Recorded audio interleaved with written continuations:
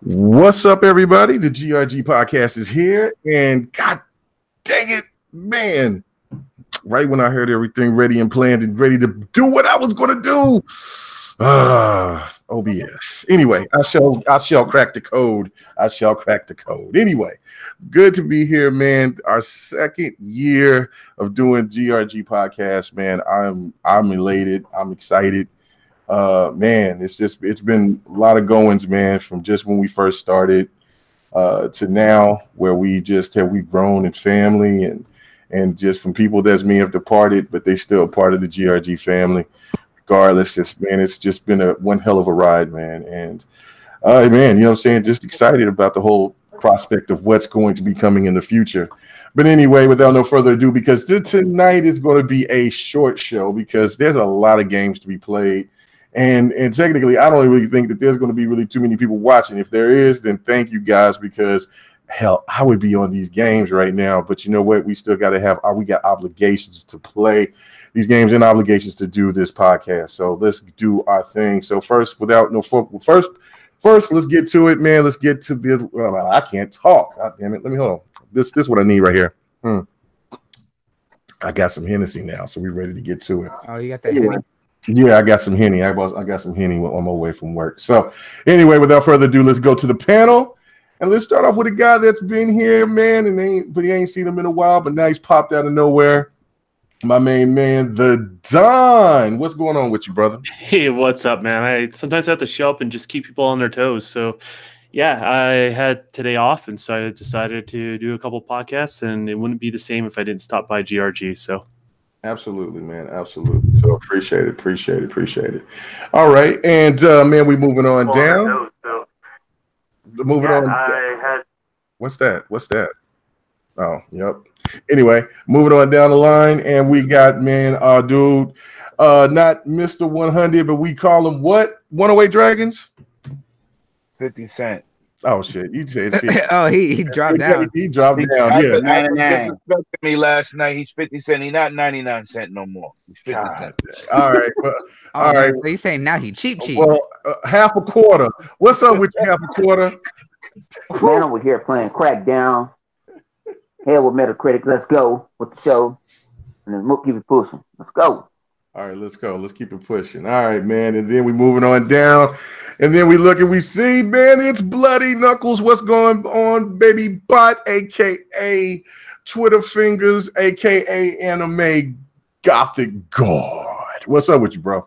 Not much with you, man. It's good to be back. I know tonight's gonna be an interesting night because a little bit light night. We got the boys all here, and of course, we all trying to get the fuck on out of here because everyone want to be gaming right now. Because my Jump Force Collector's Edition just came in. I want to hop on that shit right now. Absolutely.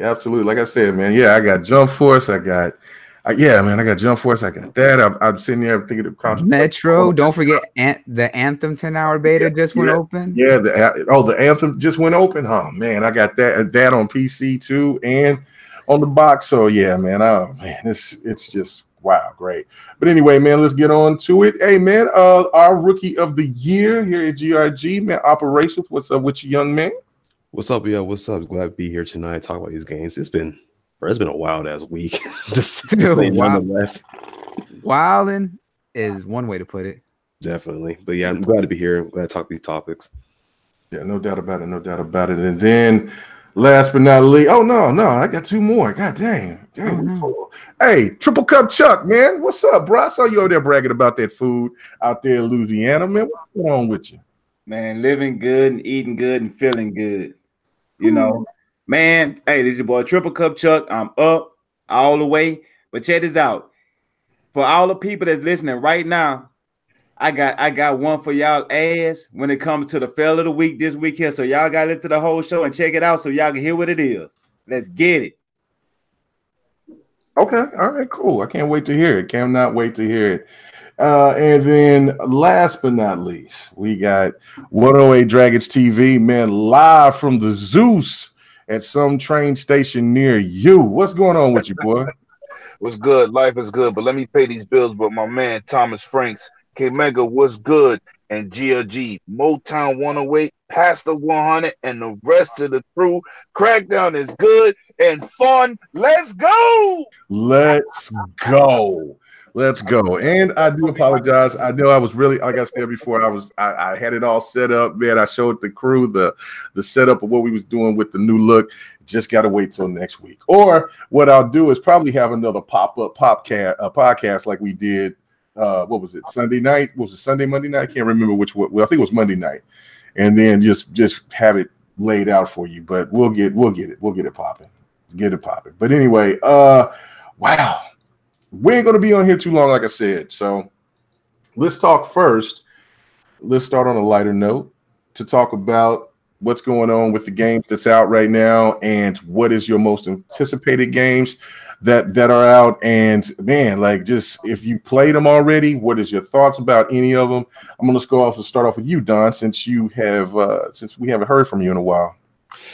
For me, it's all about that Crackdown life, and it's literally like pressure's on to get that done before Anthem's official release next week. So that's it. Just want to finish one and then move on to the other, and kind of one fluid swoop there, not just have a bunch of things kind of up in the air. Nice.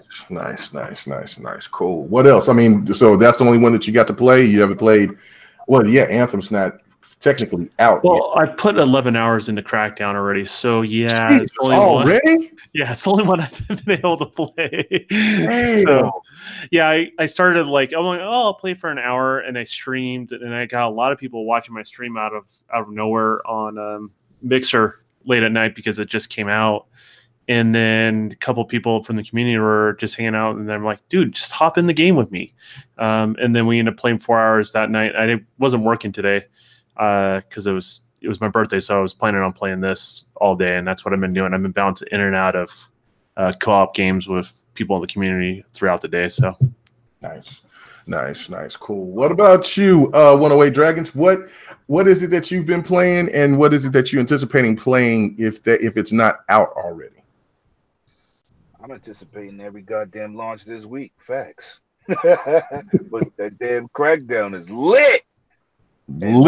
Huh? I would be live right now, but I'm at work giving y'all this 108 love. This is crazy, but that game, that Wrecking, what is it called? Wrecking Zone? Yeah.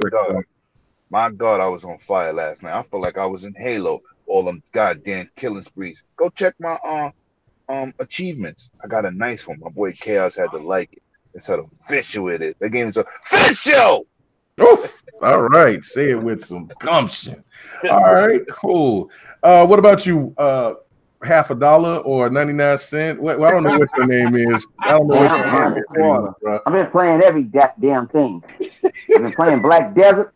Mm-hmm. Yeah, I've been playing Black Desert. I'm playing Crackdown now. I play Jump Force. My issue with Jump Force, I'm gonna keep it to myself. Oh no, we gonna talk. That was gonna be the thing. Yeah. So I'm gonna leave that to myself. So but I've been playing anything that came out. I'm almost officially broke. Mm-hmm. Because I've been buying every damn thing. Especially I got a couple of friends that love indies. I ain't gonna say he bought. And I've been hitting these games. It's like it ain't enough time, and I thought 24 hours was a lot of time. It ain't enough time. So I've been just juggling. But no, Crackdown. I've been on Crackdown. Like it ain't Crackdown just cracks me. I don't know what the scores was they talking about, but it is what it is. And well, we'll definitely get into. I've been into. We'll definitely get into the Crackdown situation, so man. We gotta pay the bills. Go ahead, man. Go hit it up. Mr. Diamond, what up? K Mega and the whole GRG fam. Crackdown lit. This must be a New York brother here. That's what I'm talking about. Oh man. Crackdown love, man. Crackdown love, man. Appreciate it. Appreciate the support. Also, look, it's Livewire, man. He's in the building. What's going on with you live? No. Well, maybe I didn't give his proper introduction. You know what I'm saying? Our Donald Trump, and I don't even have my dolphin around. Right now, he's declaring a state of national emergency. He is state, yeah. It must be a wall around his mic. It might be. Yeah. It might be. You might be doing a declaration of emergency for a new mic or a new headset. One or the other. It's not just a mic. He's Man, also y'all calling it for insane. Xbox. You know, Oh, yeah. he's saying that things be crazy out here. Okay. That we need to do more. We Right. need more money. You know, he wants to take away everything from Sony to fund it all. Oh, from Sony. Because they're Damn. they're the foreign. Oh my goodness, man, Livewire. You're Last time I heard he was Sony's building a new fund all the firewall. Xbox. Yeah. Sony's Yeah. gonna fund all the Xbox Firewall, games. you right? He said a firewall. Yes, a firewall. That's exactly what he was doing. But anyway, all right. Let me go to my main man Chuck. Man, I know that you been anticipating some games, but have you got a chance to play any of them yet? Now, actually, I've been waiting for this weekend right here to actually download all of my games. Yeah. I forgot to download. I could download Crackdown the other day, so I got that downloading as we speak right now. So that's right now. That's one of my most anticipated games. I mean, I don't want to say it, but Anthem. I like the game. I had fun when I played it, but I was really playing it for, like, you know what I'm saying, for my people that get motion sickness, and it's a game that anybody can play. It don't mess with your eyes. But I'm just more anticipating Crackdown for some reason. It just the whole different feel I want to have when I'm playing in a party or something like that, in a lock-on system, and being able to have to break the lock-on system. I mean, that's the game I really just want to. I don't know. It just caught my attention more. You know, really, you know what they say, curiosity killed the cat. But I ain't gonna really go into too much depth in it because I know we're gonna get in and out of here. I read a whole segment on my channel today too, so we gonna chop it up about Crackdown another time, K-Mega, because man, I gotta get my hands on that tonight. Yes, no doubt. All right, what about you, Operations? What is have you got a chance to play with any of these games, and what you mostly anticipating? I only play Crackdown for the most part. Anticipating probably for me the most is Metro right now. I'm struggling not to buy that game, so I'm trying to save it for E3 because Blade talked me into going back again as my plans fell through. But yeah, right now it's Crackdown and Metro. Oh. All right, cool. I man, Xbot is over here really pushing it, man. He almost made me want to risk it all and get it. I asked I asked people on Twitter, and I was like either Far Cry New Dawn or Metro. Which one should I get? And it was Metro. like Metro by a mile. Let me tell you something, K-Mega. I'm gonna tell you why you should get it. You should get it because it's native 4K for that QLED you got. You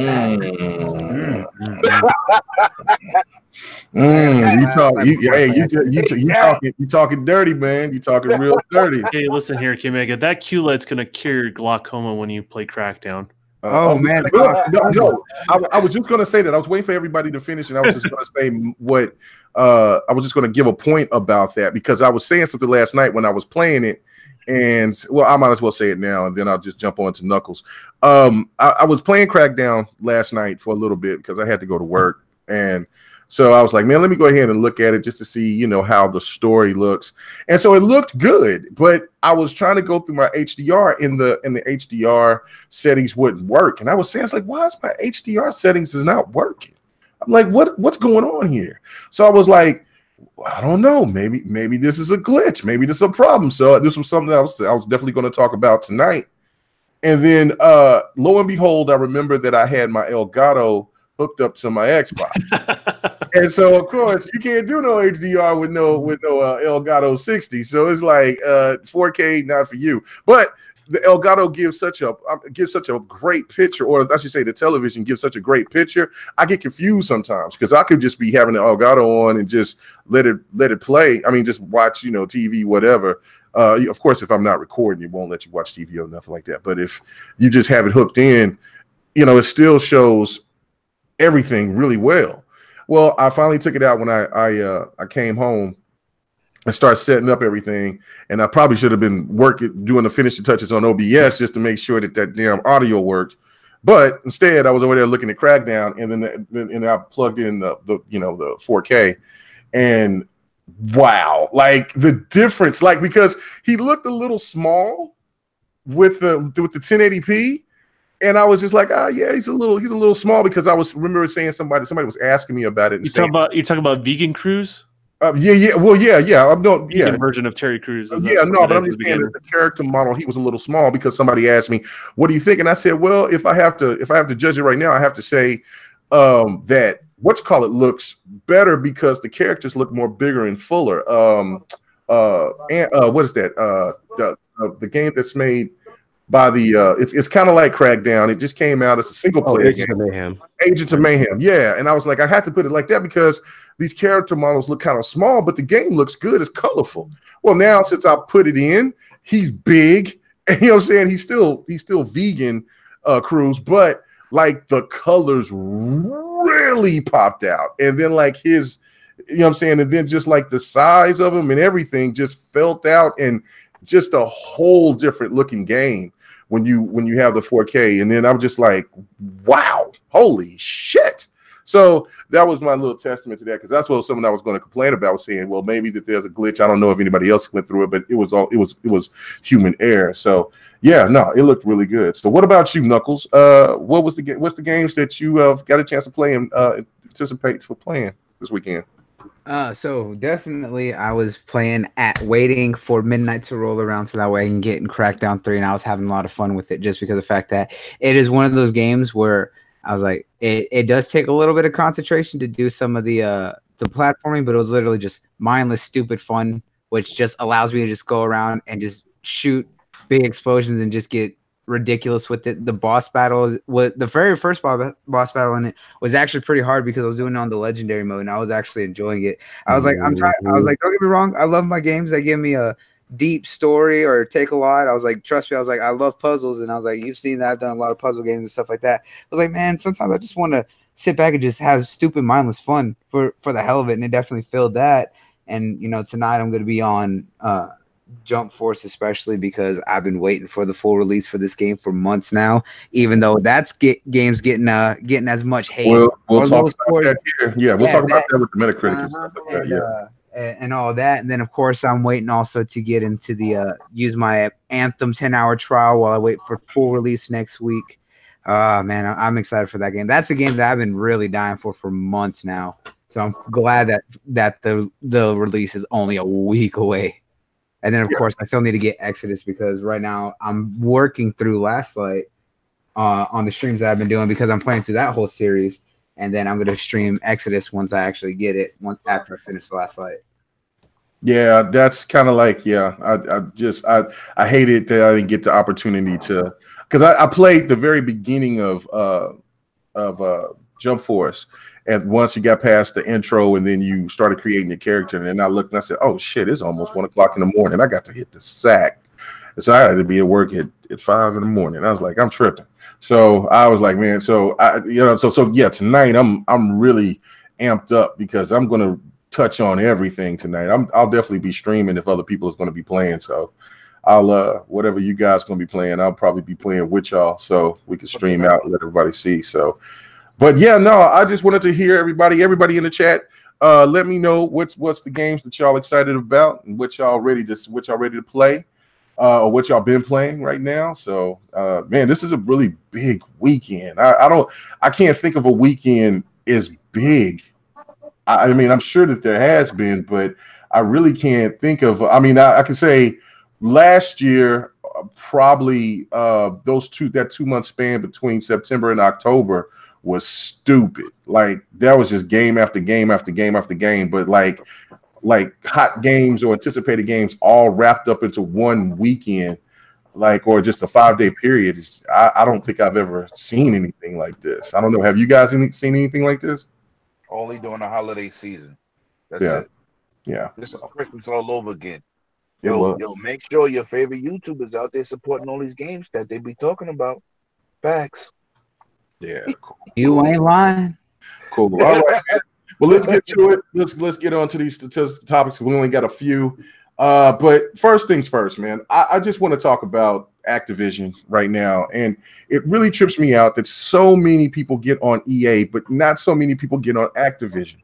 And the more and more that you hear about Activision, the worse that it seems to get.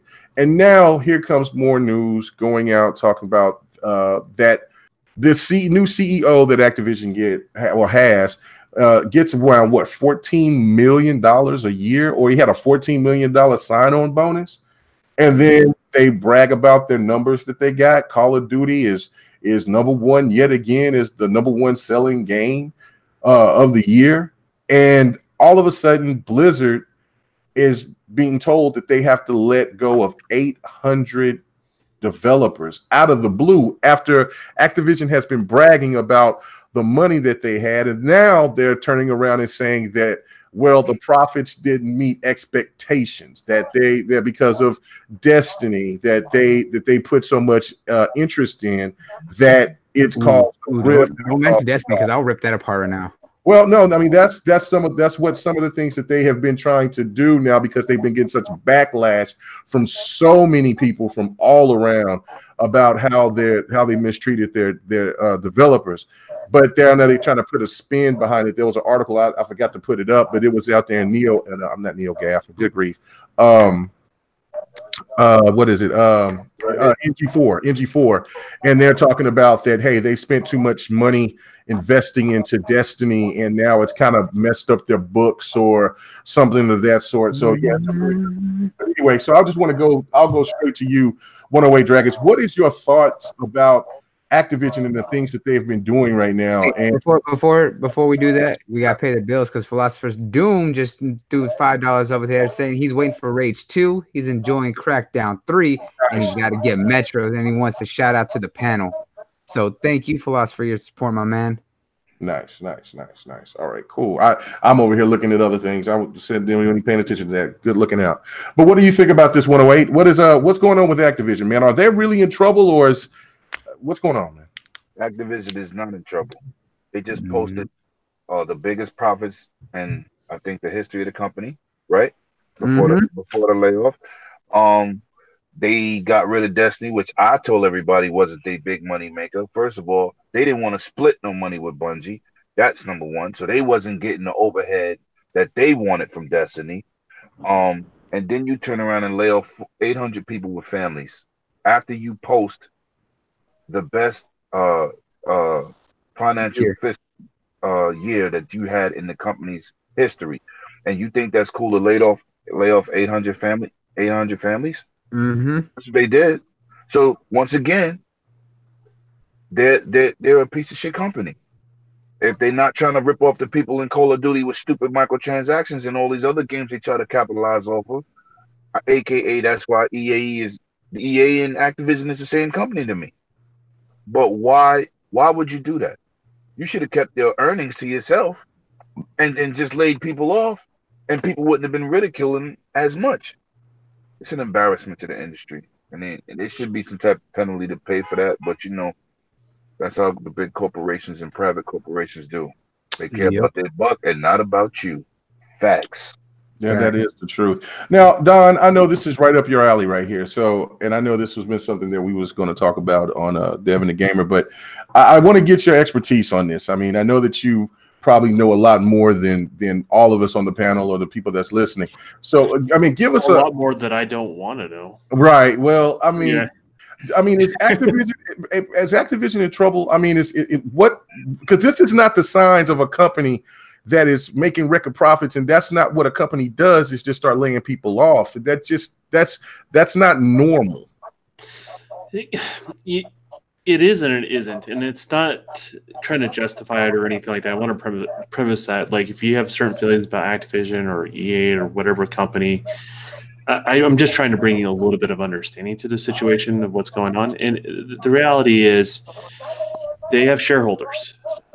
Somebody promised a certain growth to shareholders, and they didn't meet that growth, whatever that prediction was.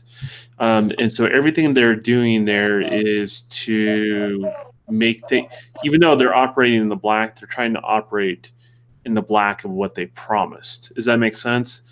And so shareholders just want to see the value of their stocks go up, so when they can sell it, they can make more money. So there's a lot of pressure on big companies like that. It's just how that stuff kind of goes, and it does suck. Like, you factor everything into place. There are a lot of people lost their jobs. There is a CEO that got a hiring bonus that was substantial. But when you work in the industry and you work at any major publisher like that, you gotta save your Benjamins. And I've said this before. you have to be prepared for at least 3 to 6 months. You may be out of work, because when good is good, it doesn't always last at those places, because they have to adjust, and it sucks.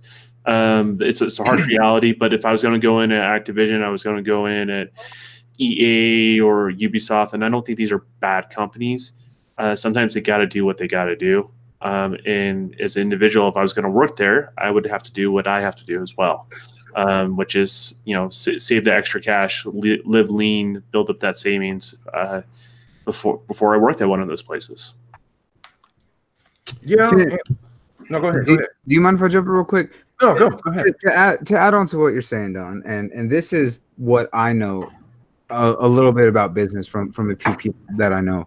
When you're mentioning about the market growth and operating in the black, and that they were promised for these shareholders to meet that growth and expectations when it comes to the profit margins and things like that, isn't it also true to take note is that for companies, especially large companies, when these mass layoff hits for the employees of this company, that it also tends to entice shareholders, because of the fact that it starts to put a little bit more money into the shares, and that you actually see sometimes a stock increase and price go up in those companies. The price did go up right after this. But here's the thing: is like there's short-term gains and long-term gains, right?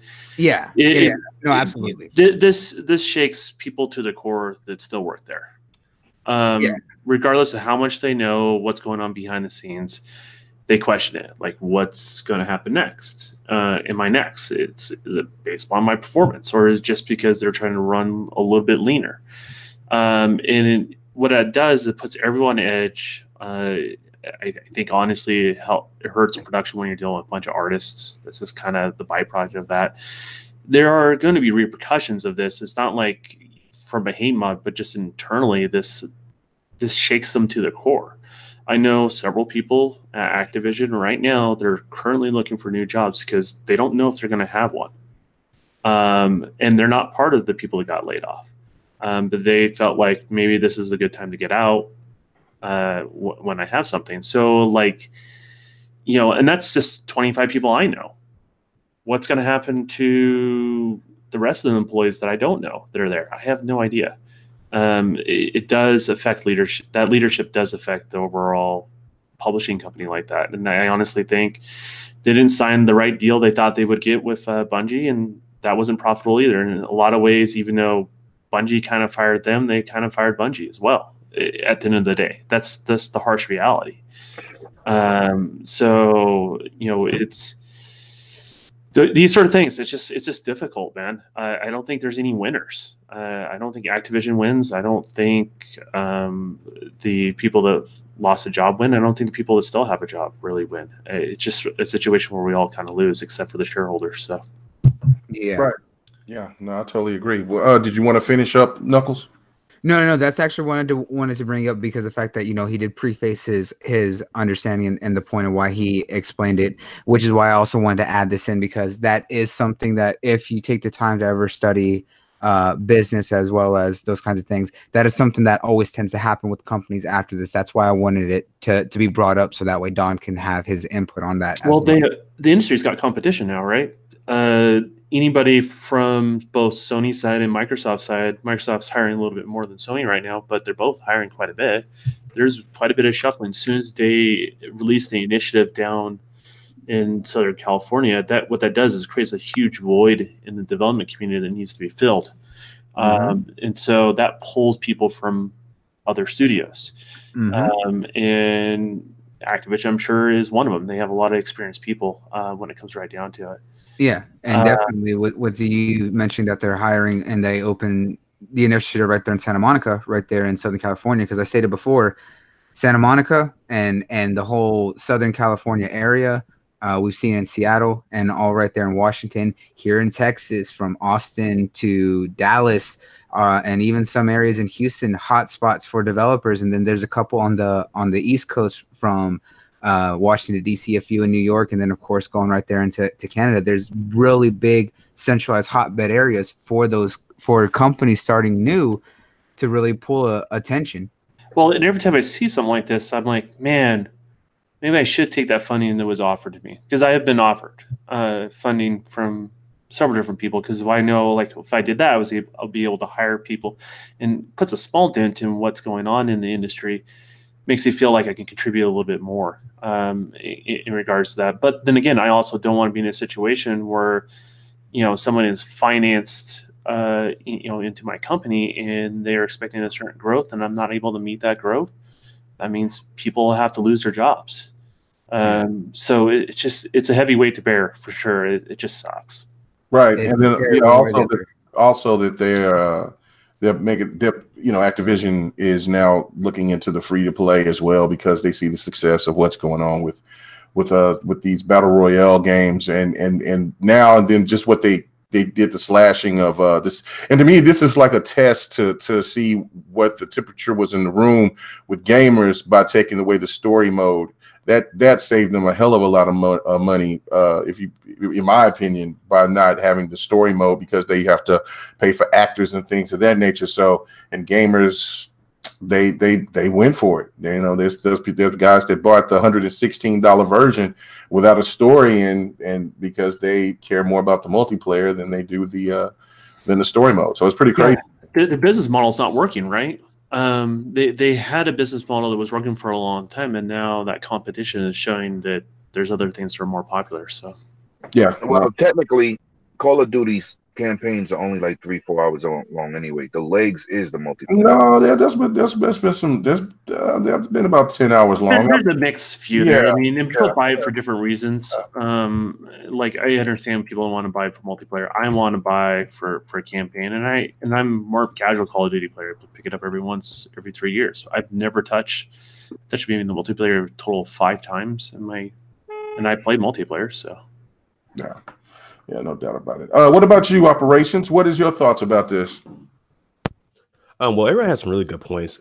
Actually brought some insight that I actually didn't see myself. But from the article that you posted about it, I thought like the reason for it, one of them was to maximize efficiency. Because what they did is lay off all those people. And when they said in articles, they pretty much focus on their strengths, and the games are making the most money, which is like free to play.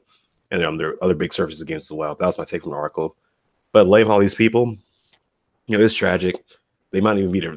I doubt they'll be the last ones to do it, because right now, some companies might get a little harder for them. For some cases, it might get a little harder for them to maintain their business. Of course, at that point, they have to cut the quote unquote fat from the company, even just to be sustainable, or just meet the expectations of their shareholders as well. But yeah, it's just a sad reality of the industry. It's probably the first I've ever seen that many people go in like one sitting as well. So yeah, it's pretty tragic. Yeah, no doubt about it. It is very tragic. What about you, 100? Do you have anything to say about this? I know that you work in the corporate sector. Yeah, he's a janitor. Oh shit. Okay. All right. I think 100 maybe caught up into the matrix up there in Crackdown City. So anyway, we'll move on. What about you, Chuck? Do you want to? I'm right here. I heard it. I was just saying something. Oh, okay. No, I put He was still mopping. Oh, no. Think about. Maybe You know what? Don't ever get medieval. Okay, go ahead, man. No, but think about it. I see it happen. I see it happen all the time. Like, even with me. I run my business and I do the corporate thing, but I see like he's right. They penny pinch like a motherfucker. Especially when somebody overspends or do this and that, all that comes to account. And if that game then was supposed to make that game and all that other stuff, I was hearing that it wasn't a lot of developers that was getting cut off. It was more support staff. It was more like people that do esports and stuff like that. Like, they kind of sitting there like, okay, we got an accountant. We got an accountant here, and they telling us what we need to cut because this ain't making us no money. But they went home with a service package. Come on now. I mean, well, how big was the severance package? I mean, was it? I don't know, but they went on with a.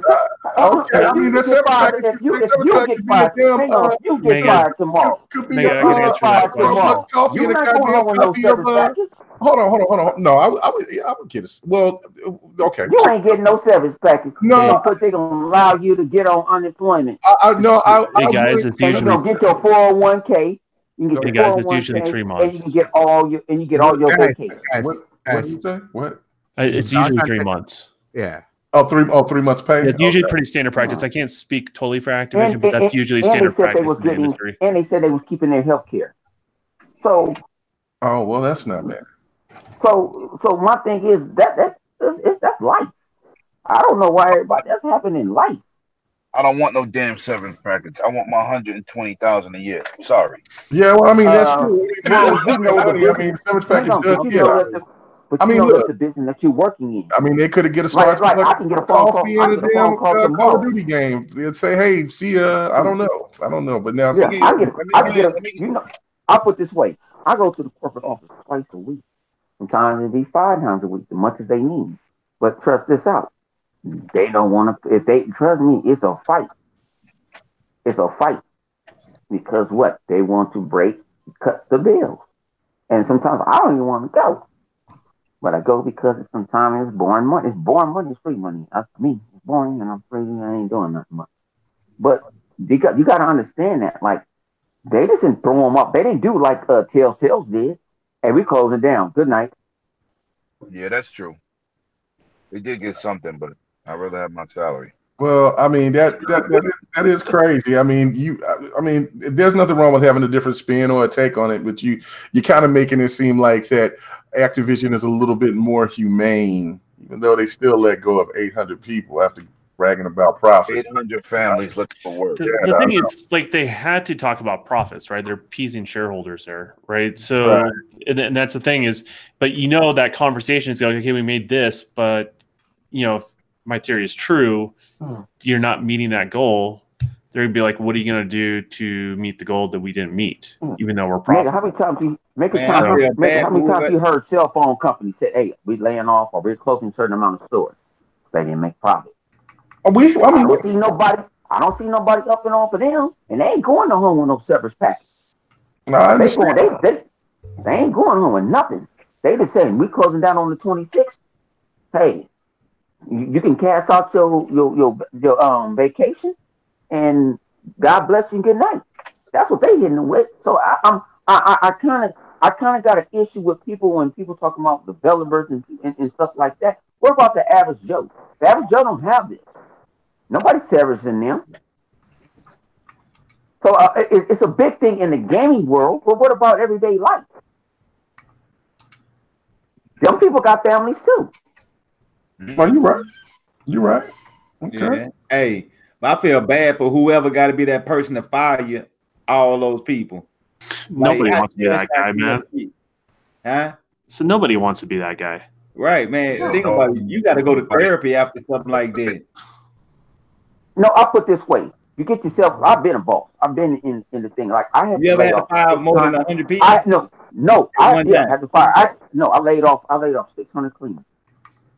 And I got told the day before. I used to work at an airline. I used to work for Frontier, and they decided to get rid of the cleaners.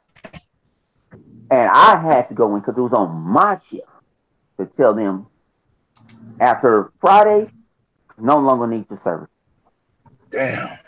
Oh, so that's why he taking up for Activision. Came look at this. Yeah, now I ain't taking up for no act. No, hang on.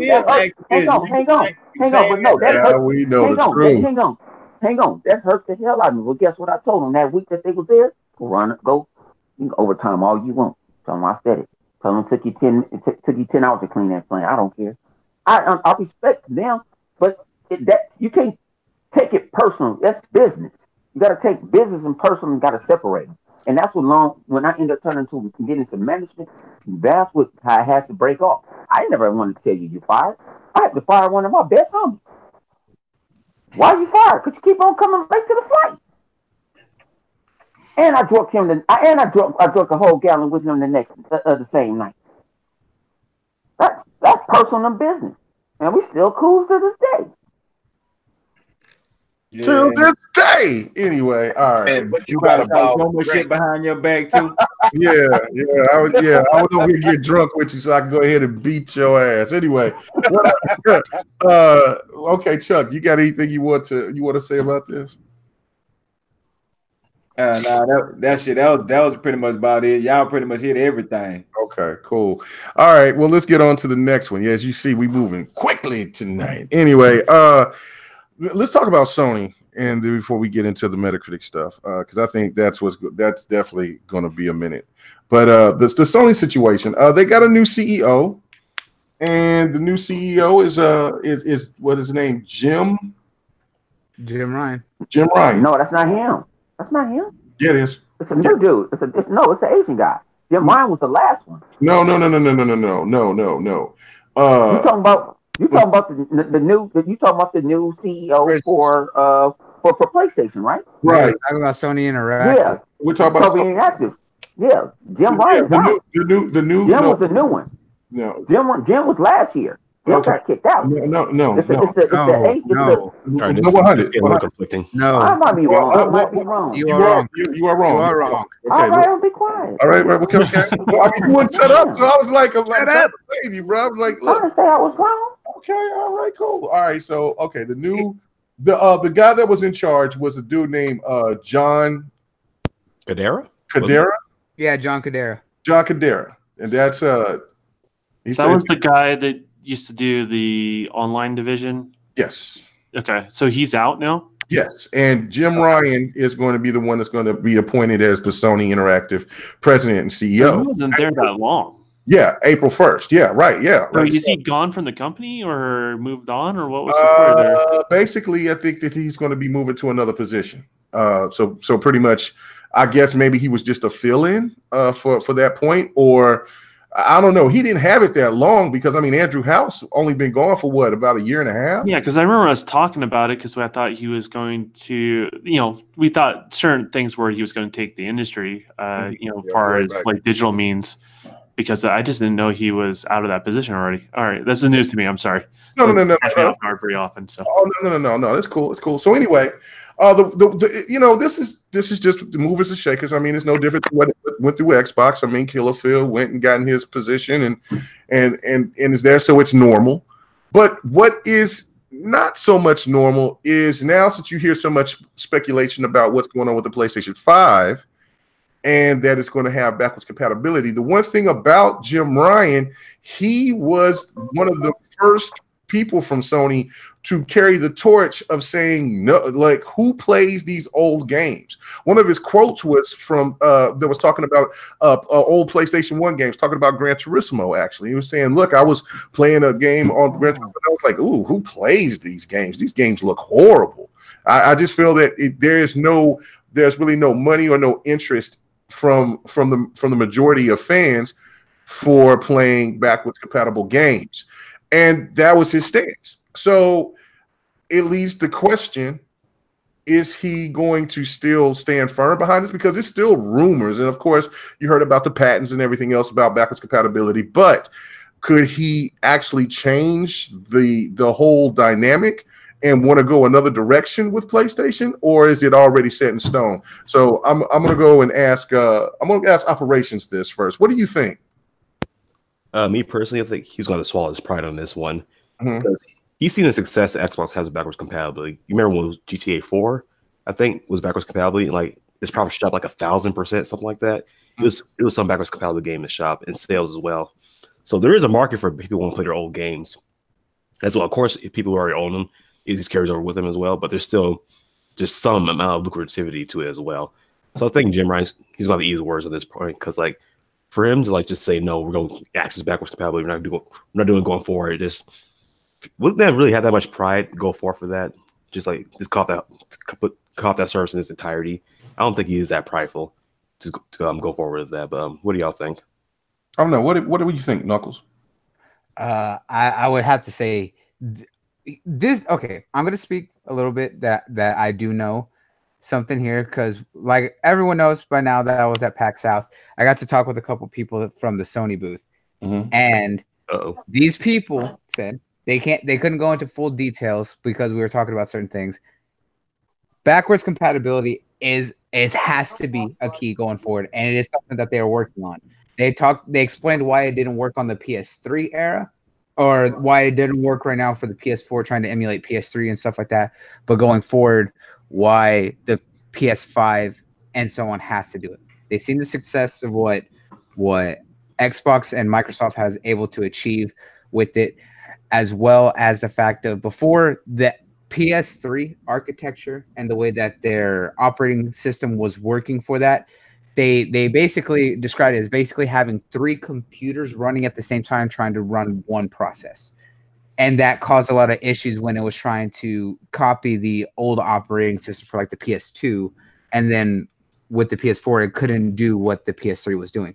That's why we didn't see too much of that. That's why we saw a lot of remasters really from the PS3 era going into the PS4. But they have to have backwards compatibility going forward. It is a legitimate key now going forward. We've seen how we have number of remasters. I mean, why they got away with remasters? I know, but again, that's why they did it. But yes, you're not lying. They did get away with a lot of remasters, but you don't see Microsoft getting the same kind of slack whenever they do a remaster, as we saw with MCC. But MCC had its own fair share of issues, or the Gears of War Ultimate Edition. But here's still the thing.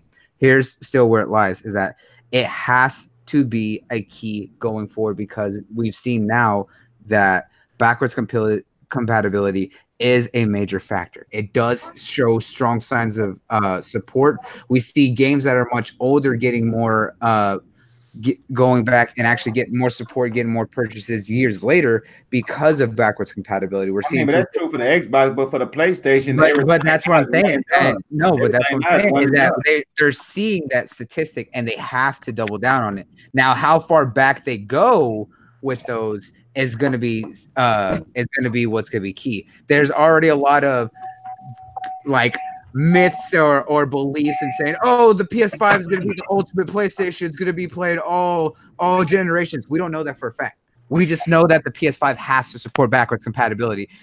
Yes, they may have made the patent, but remember, there's a lot of patents that are made by these companies that don't ever come into fruition. Look with the PS4. Look with the PS4. I mean, think about it. Every game that's been coming out for the PlayStation now is one and done. So if they try to go with the PlayStation 3, it's too much effort. They don't need to do that. Xbox have to do that with PlayStation. All their games is being one and done. These single player experiences. Well, but that's not entirely true. Remember, look at some of the games that are coming out of backwards compatibility for Xbox. A lot of them are older single player games that a lot of people look at that love for. Look at Jade Empire. Look at Knights of the Old Republic. Look at Panzer Dragoon Orta. There are a lot of others older single player games that a lot of people are going back and getting to play again. And that's what I'm saying, is that it has to be a driving force. It doesn't necessarily need to be a main topic for their next gen console, but it definitely needs to be a part, because of the fact that it does show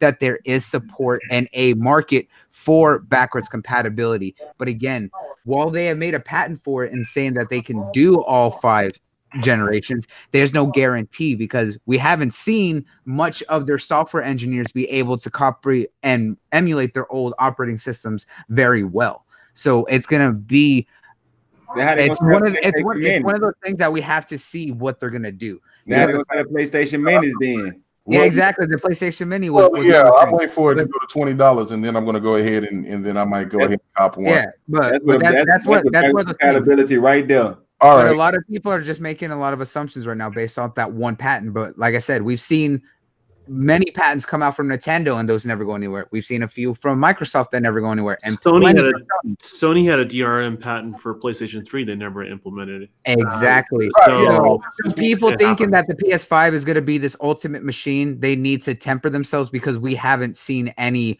basis of fact from that patent because of what we've seen in the past from other companies. As well as, if they're going to hype that up, then what is the Xbox One right now? It literally plays all the past 3 generations consoles of games. I'm pretty sure the next Xbox is going to continue that tradition. Right. So why is it suddenly a great thing? All right, Knuckles. Okay. Sorry. I've been trying to like. Okay, I know. You gotta My get bad. that damn horn. Get the What? horn. We had to get the horn. I had to get it for myself. Oh yeah, no, the horn's coming. It's best just to let him finish. Well, I thought he was going to finish, but he was going to. But he didn't say he didn't. I was coming on my end. I was coming on my end. I thought you done 3 times, but okay, let's keep Yeah, going. me too. I thought he was. I was like, okay, all right, yep, okay. Anyway, all right. What do I? Just shut up, boy. I'll be coming back to you because we're still going to be talking about PlayStation here for a second. But wait, what is your thoughts about this? About the new hire? Is it will you think that he's going to make some changes, or is it you think it's just going to be status quo, or is there any concerns that needs to be looked at with Sony? What division do he represent? Well, he's the CEO of what though? Because they're of PlayStation. He took Andrew House's spot. So he oversees 3 regions, is what you're telling me. Yes.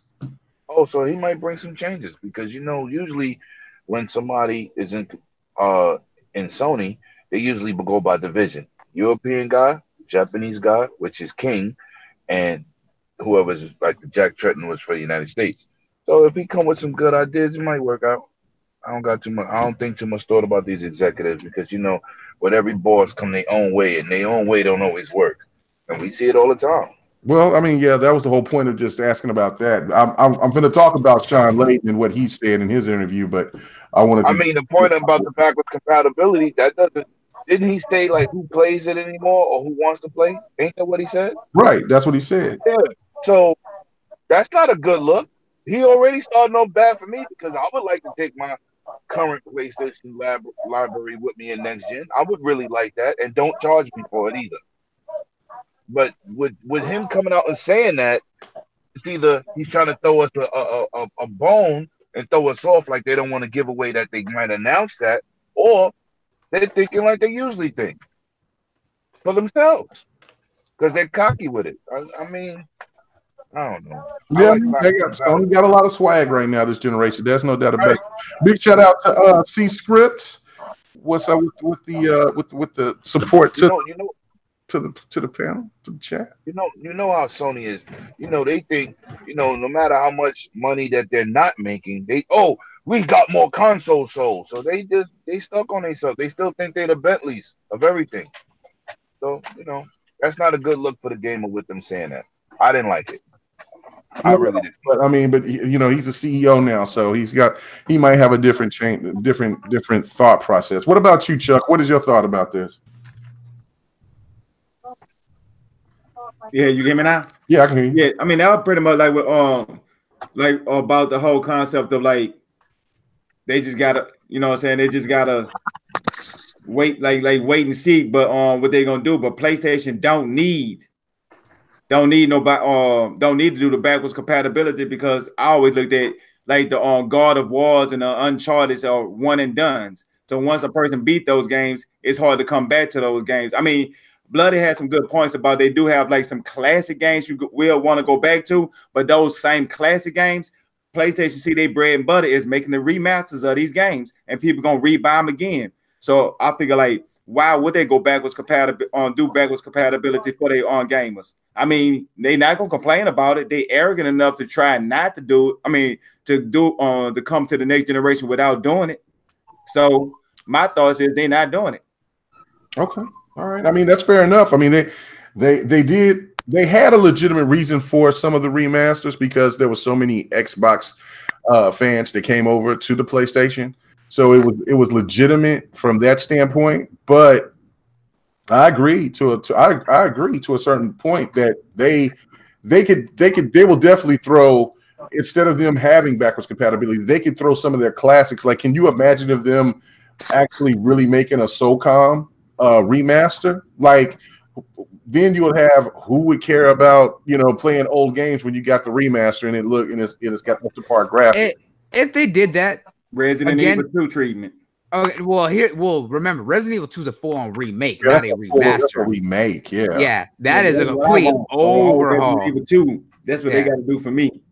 Yeah, they got a remake, not just remastering old game. Here's the thing though about that, right? Hold on. Excuse me. Let me tell y'all something. I got to get back to work. It was a pleasure. I got to go back to work.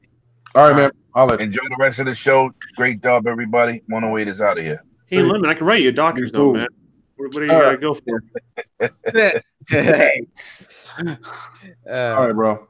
Well, what I was gonna say is that if they go and start their next generation with remasters of this of this current generation, next generation they kick it off by doing more remasters, and there is no sort of call out, that is going to show the most worst hypocrisy and also show full lack of guidance in what they're trying to do with their gaming division. Because it's just like, you started this past generation with remasters for the new audience, and now you're not supporting backwards compatibility for all the games that you've been hailing throughout this generation, and now you're doing remasters of all those same games for your next generation. Because I guarantee if they do that, some of them are either going to be remasters or cross-gen games like we saw this past gen. And that is literally going to be the worst possible look for Sony. Because we could sell games like that in bundles where they could sell, like, notice how they did the whole Uncharted collection. And, you know, yeah, and do big bundles like that. But remember, now we've seen a little bit more people paying attention a little bit to some of what Sony's been doing. A little bit, not a lot, but that I'm saying, if they truly go into the next gen doing more remasters like that, there has to be some sort of accountability. Well, if they decided and nobody does it, then it's just business as usual. Let me y'all seen the games they go in the next generation with. They showed them at E3 last year. Yeah, pretty much. Let me get to Don. What is your thoughts about this, Don? I think competition is going to drive it. I mean, that's the big thing, right? You know, at the end of the day, you say things in those positions, but you have to be able to learn in those positions. I mean, I think Phil's been really upfront about the fact that he's had to learn and he's made mistakes. He doesn't really go into details what those mistakes are, but he knows what those are, and he would do it differently given the opportunity to kind of rewind clock back. And I think this may be a situation with him. You know, there's people that come to the table. They all have different ideas that been in high-level meetings like that before. And everyone brings up different facts. They bring numbers. They bring everything. And at the end of the day, a decision is made. And sometimes those decisions are simply right or wrong. And the numbers that really matter is the aftermath, right? Is there profit? Do you see growth? Those sort of things. It doesn't make your third party happy. I think Microsoft made their party incredibly happy. They're getting additional sales for free. They don't have to do any work. Their game looks better than it ever has before. Right. You know, that's a win for those relationships, right? And then I know behind the scenes, at least the developers I know, they're requesting this. They want forwards, and they actually also want backwards compatibility. In theory, if the CPU is powerful enough, you might be able to emulate the PS3 in regards to this with this gen. Obviously, the Pro and the standard 4 is not powerful enough, but I mean, it's in the realms of possibility, depending on how powerful the CPU they put in the machine. They can do it through similar means, through emulations and stuff like that. And they've had more time to work on it, and they know what they're going to spec in there. So, I mean, it's in the realm of possibilities for sure. Okay. Do you think that that this is a good move by Sony, or did you feel that that they could finally they could made a better choice with who would be their CEO? I don't know. I mean, I'm not as invested on the Sony side of things. They're kind of, as it stands right now for me, they're kind of the other console I'll get to as far as developing on. And I'm not. People are always going to take that thing out of context and say, "Oh, he's playing favors." No, yeah, I am playing favors. I like the PC platform.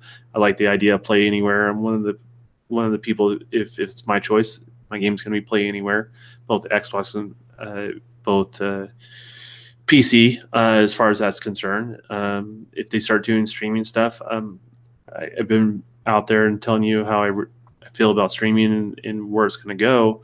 Right. But I wouldn't even hold that back from those people that want to use that means to obtain content, right? So I'm all about that choice from the consumer standpoint in regards to that. And if I had enough money up front, I would probably just release on everything.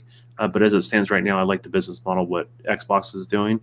And other developers, they may make similar decisions. People that have a lot of money, they may not care. they're just doing them both. So we'll see. Real quick, Don, what are the extra costs of developing for another console? I know some are pretty obvious, but I know it's quite a bit. I mean, just like there's always a lead console, a lead platform that you develop on. Usually that's PC.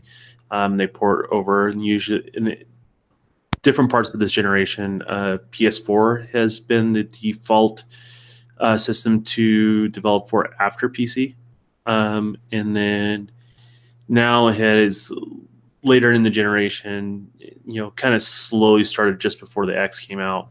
DirectX 12 started to become the new default API, so that's kind of driven everything towards the Xbox side of things. I'm no different. I use Unreal Engine, the latest variant of it. By default, it's DX12. So I'll have to port all my DX12 to OpenGL and kind of go forward from there. So the hope is they have some sort of Vulkan, which is DX12 like with the new PS4. They're not really talking, at least within the circles I have, if they're doing that or not. But I wouldn't rule it out. It would make sense, especially with the new, more powerful CPU. So we'll see where it's going. It's additional cost. It's a lot of cost. Like, it's almost like a whole separate team. Sometimes you have to stop.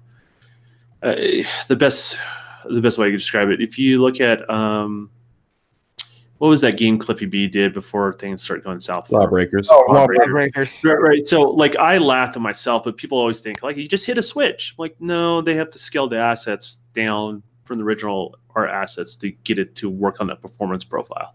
You talked about months that they didn't have anything running on the PlayStation 4. Like they were going to meetings just like, so how's PlayStation 4 going on? And then just had one graphic still in progress, right? And that's how those meetings kind of like go. So usually there's always a lead one, and you port over to the other one, and always one console takes second fiddle. I mean, it happens on the PC side of things too. One graphic card primarily gets attention over another. AMD sometimes gets the attention, sometimes NVIDIA gets the attention, then it ports over from that. So. And let me ask you on that aspect, especially since you're mentioning how PC always typically the default, and then they port over for Xbox and then PlayStation, and with like PC porting over to Xbox, it's a relative Windows PC platform a little bit. When it comes to also PC, people also don't take it to effect. Isn't there also when they have to adjust it for different operating systems, not just necessarily the different hardware itself, like the different graphics? It's primarily Windows. And then they port over to say Linux from there. But you also have that aspect as well, right? Yeah, but that doesn't throw as much of a wrench into the system as anything else. If the drivers are there, then it usually ports over pretty easily. In regards to that. But the problem is a lot of Linux stuff doesn't have the drivers. They don't quite have the same support as you see on Microsoft's side of things. In regards to that. So, I mean, that's kind of what, a lot of Apple products have similar chipsets, similar graphic cards you can put in your current PC, right? But the OS doesn't offer the same level of support with everything. So therefore, everything from the drivers to the graphic card to supporting OpenGL, Vulkan, or, in this case, what DirectX platform that you're developing your product on. So. Cool. All right. We're going to get 100, and he's going to give me what's up, Rain84, and what's up, everybody in the chat. I did not forget that I will hit my Patreons up and pick one. I was trying to do everything with the new look and everything, but of course, got to try again next week. But I will get in touch with you guys here this weekend or early in the week, and then I'll pick a winner, and then go ahead and then we'll have you pick your game of choice for this week. And so, kudos to you guys for helping support the Patreon, no doubt about it. But anyway, 100, I wanted to ask you kind of twofold. If you wanted to touch on this whole this new CEO for PlayStation, and also Sean Layton. I just want to, and anybody could jump in after 100 makes his point. But did you read or hear about the comments that Sean Layton is also brought into the fold about the strategy about E3, basically saying E3 was pretty much irrelevant because they could just have the media come to them. Also, the fact that they're going to have their own show, and they said it was going to be in February. So I don't know if it's going to be later on this February or if it's something that's in the future. That's going to be like a XO or like an XO event or another PSX. What is your whole thoughts about Sean Layden, and if you wanted to touch on the whole CEO situation? The CEO thing is, I just figured out they switch roles. Yeah, that's what I'm saying. Yeah, Karada, yeah, they just switch roles. That's all they did. I forgot. Jim was the one was saying that nobody wants old game, and everybody ran with it. I'm just reading up. He's from the UK. I got his address 228. 100 don't have. Oh shit! I was gonna say, Lord. But what about Sean Layden? No, Sean Layden. And the thing about it is, when he made the comments earlier, I think it was like last week, saying that that PlayStation exclusives is not going to be as many as they usually mean. Right. That means people called on you had nothing to show. So now, when we're talking about the bills, that's a bill that they ain't got to pay. They ain't got to pay. And then you going to say, hey, I'm going to charge my people to come see the stuff that you're going to show at E3 or whatever you want to show at E3. It ain't old anymore. Like PlayStation Experience, it was the same stuff that you saw at E3. So they, instead of making you pay for it twice, they're going to make you say, oh, you can pay for it once. Might amp it up a little bit more. But E3 is like the Rose Bowl. I tell people like that. E3 is like the Rose Bowl. You know what I'm saying? That's the granddaddy of them all. And people show up. Media show up. That whole place is shut down. Mega saw it. Lemon saw it. The place is shut down. It's nothing but video games down there everywhere.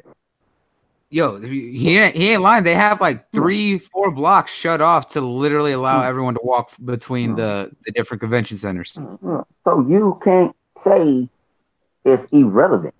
I was appalled. Like, you know what I'm saying? My thing is it a little cockiness? It could be. But it is what it is. Sean Layden need to go to the Banana Republic and get him a suit.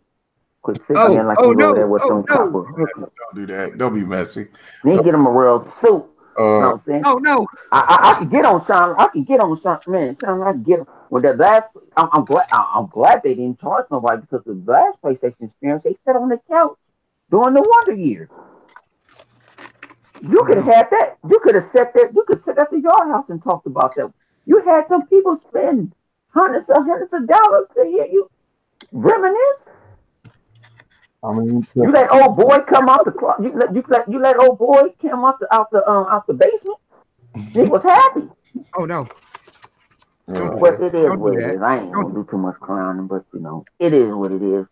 You know what I'm saying? That's what they want to do. That's what they want to do. I know I call Sony smoke and mirrors, and I guess some people like smoke and mirrors. They like to get bamboozled. Hey, don't let them man, do it. People believe in magic, and they want to believe in Sony's magic. That's true. Yeah. But all right, and they 90 trillion strong, so you can't get mad at them. They 90 trillion strong. No, they have all the momentum. They have all the press. They have all the money. That's why Sony magic. Yeah, that's Sony magic. That's it. Yeah. They 90 trillion. They 90 trillion strong, but they didn't buy Detroit. That's all I'm saying. Their attach rate. Detroit is a good game. I got you. I personally played Detroit. It's a good game. It's a good Telltale game. I still need to get that game. I still really do. Yeah, attach rate lower than the Xbox. People don't realize that too. Oh, the attach rate over there is abysmal for exclusives. Let's be real. Okay, well let's not jump on them like that. I want to say something about Well, no, hold on. I just go ahead. Chuck wasn't finished, I don't think. Oh no, that was it. Just their attach rate. About the PlayStation, their attach rate is just so spread out. I know we weren't talking about that with the topic, but I mean, people be complaining and saying, "Oh, the PlayStation sold this many." They the topped off right now, and by the time they hit to they probably pulling out an E3 simply because if they are not announcing the new PlayStation 5, they don't have no real reason to be at E3. I mean, they sold to the market they selling to. all the new games and stuff they got coming out is already so many years in advance what's going to be on the PlayStation 5. They really had no reason to be there. That's why they probably was talking or saying it's not worth it. I mean, it's probably just not worth it for them because they don't have nothing to show for no event that big. Oh, no. No, I mean, they. Yeah, that's right. You could be right. All right. What about anybody else? I know that you said you wanted to talk about because then we got to get to the last topic and then we're getting out of here. Yeah. Anybody else? Yeah, go ahead. Okay, no one else. What I want to say is that Sean Layden, I actually sat down and read the full interview. The dude is full of contradictions. And this is where having a PR writer comes in handy because of the fact that he talked about how they've been saying, especially for the past while, is that E3 is irrelevant, that it doesn't have the same power that it did. He explained the origins of E3, which we've talked to the past, is that it was meant for retailers and big people in the industry to show off what's going to be coming to the retailers. Show what they have. Yeah, and then it evolved and it started becoming more of a media presence as we saw that E3 started, having media coverage and showing off not just for the retailers and stuff. Well, they were still the ones there. We saw that it was showing off for everyone at home. And then, in the past few years, it evolved to involve the fans and stuff like that and become more of a real big showpiece. Well, in that same article, he was saying, yes, we can have the media come to us, that we can do our own thing and show off at any time that we want and that people would do that. But then he turns around and says, well, just because we won't be here this year for E3 doesn't mean we won't be there next year. Right. He's like, it's the same reason why we stopped showing up at CES, and yet they still have a presence years later at CES, not on the level that they did, but they still did. So it's just like, if you talked about how in 95 that CES was no longer the place you wanted to show off your stuff and that was irrelevant, and then almost a decade later you start showing off your TVs and stuff back at CES, and then this year you say E3 is irrelevant and that y'all don't need it this year. And then when you say about your future plans, it's just like, well, just because we're not going to be there this year doesn't mean we won't be there next year. Doesn't that just turn around and say that it's not irrelevant, that it has a purpose? Even if it's not to fully show off whatever you're going to do, it still has a purpose of, hey, let's get our fans hyped up for whatever we have coming. That is a purpose. That is not irrelevant. So you double backing on what you were just saying by contradicting yourself with the very next statement is not a smart look. And the fact that people were not paying attention to that or didn't say anything on that just shows that people don't actually read and they don't look at what's being said. And to add on to that as well, didn't he say they're going to do their own show before E3, right? That's what I'm saying. Yeah, he said February. So this pretty much they know they don't have nothing to show. They don't have that much to show at E3, but they're trying to experiment with this new show as well. Because if it hits off for them, they probably won't go back to E3. In February, they got 2 weeks. What the hell are they going to do it together 2 weeks? I don't know. That's what I'm saying. I'm like, yeah, but hang on. They went to CES. They really already had nothing to show. They showed the TV, and they showed numbers. Talked about the number game. But that's what I'm saying is that they say that. Like, why you had a press conference. You had a press conference, and what most only thing that's really at CES that's going to show gaming wise, it's going to be PC wise, monitors, mouses, stuff like that. You come to E3 and you announce numbers of PlayStation. Well, what you do that for? That was to try to, my thing is help the shareholders say, hey, we here. But you can go to CES, but you can't go to E3? Right. No, I agree. I mean, it's a financial decision. There's no question about it. And then if they have their own show, then they could charge people whatever they want for them to come, and then they can make a little bit of income off of that, and then show maybe a new game that's probably a couple of years, and then to get the people, and then also show Days Gone, which we haven't heard a lot of.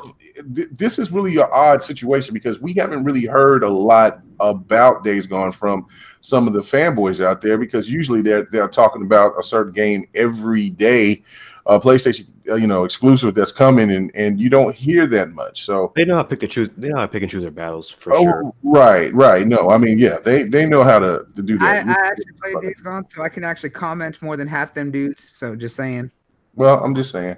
Yeah, but anyway, Well, no. Anyway, I just think personally, for me, I just think it was a bit interesting, and Buddy is right. It was a lot of contradictions, but it was just business talk. I mean, I did like the fact that he was talking nice. He was doing the whole buddy thing about Nintendo and Xbox, but the main thing was that probably startled me the most was, and that didn't get any type of uproar, was the fact that he said, "Look, we're not going to just make a bunch of games. We're going to take more time in development and then put more money and resources into those games to make them bigger and better." And that just basically means what Chuck said, is that, look, they don't have it sounds like they don't have the capital to just bring out certain games like a Crackdown or Ori and a Blind Forest or something of that nature. They want to just stick strictly to what's been working for them last gen. So this is going to be a real interesting strategy. Anyway, let's move on to the last topic, man. This is the one that everybody wanted to listen to. So, and first off, I'm going to go straight to Chuck first on this one, and then go to Don. Crackdown 3. I'm sure that you heard. I mean, unless you lived under a rock, there was a lot of reviews that came out yesterday, and the reviews were not pretty. Crackdown 3 had dismal scores. Matter of fact, I haven't seen scores this low for a game since there was a 360 game that was Road to Redemption, I think that was called. Maybe. But it was labeled the worst game ever. It was a biker game. I think it had something to do with Redemption. Worst game ever. Yeah. Hey man, you gotta think about this here. They got a game called Work Simulator that they rated high. And then they got a vacation simulator from your work simulator. They I am bread and stuff like that. People be looking at these people that be doing this stuff. They waited for Crackdown to come out. And the first chance they got to bash the game to justify why they're giving it these extra low ass scores. Right now, Crackdown should be actually in the 80s or high 70s.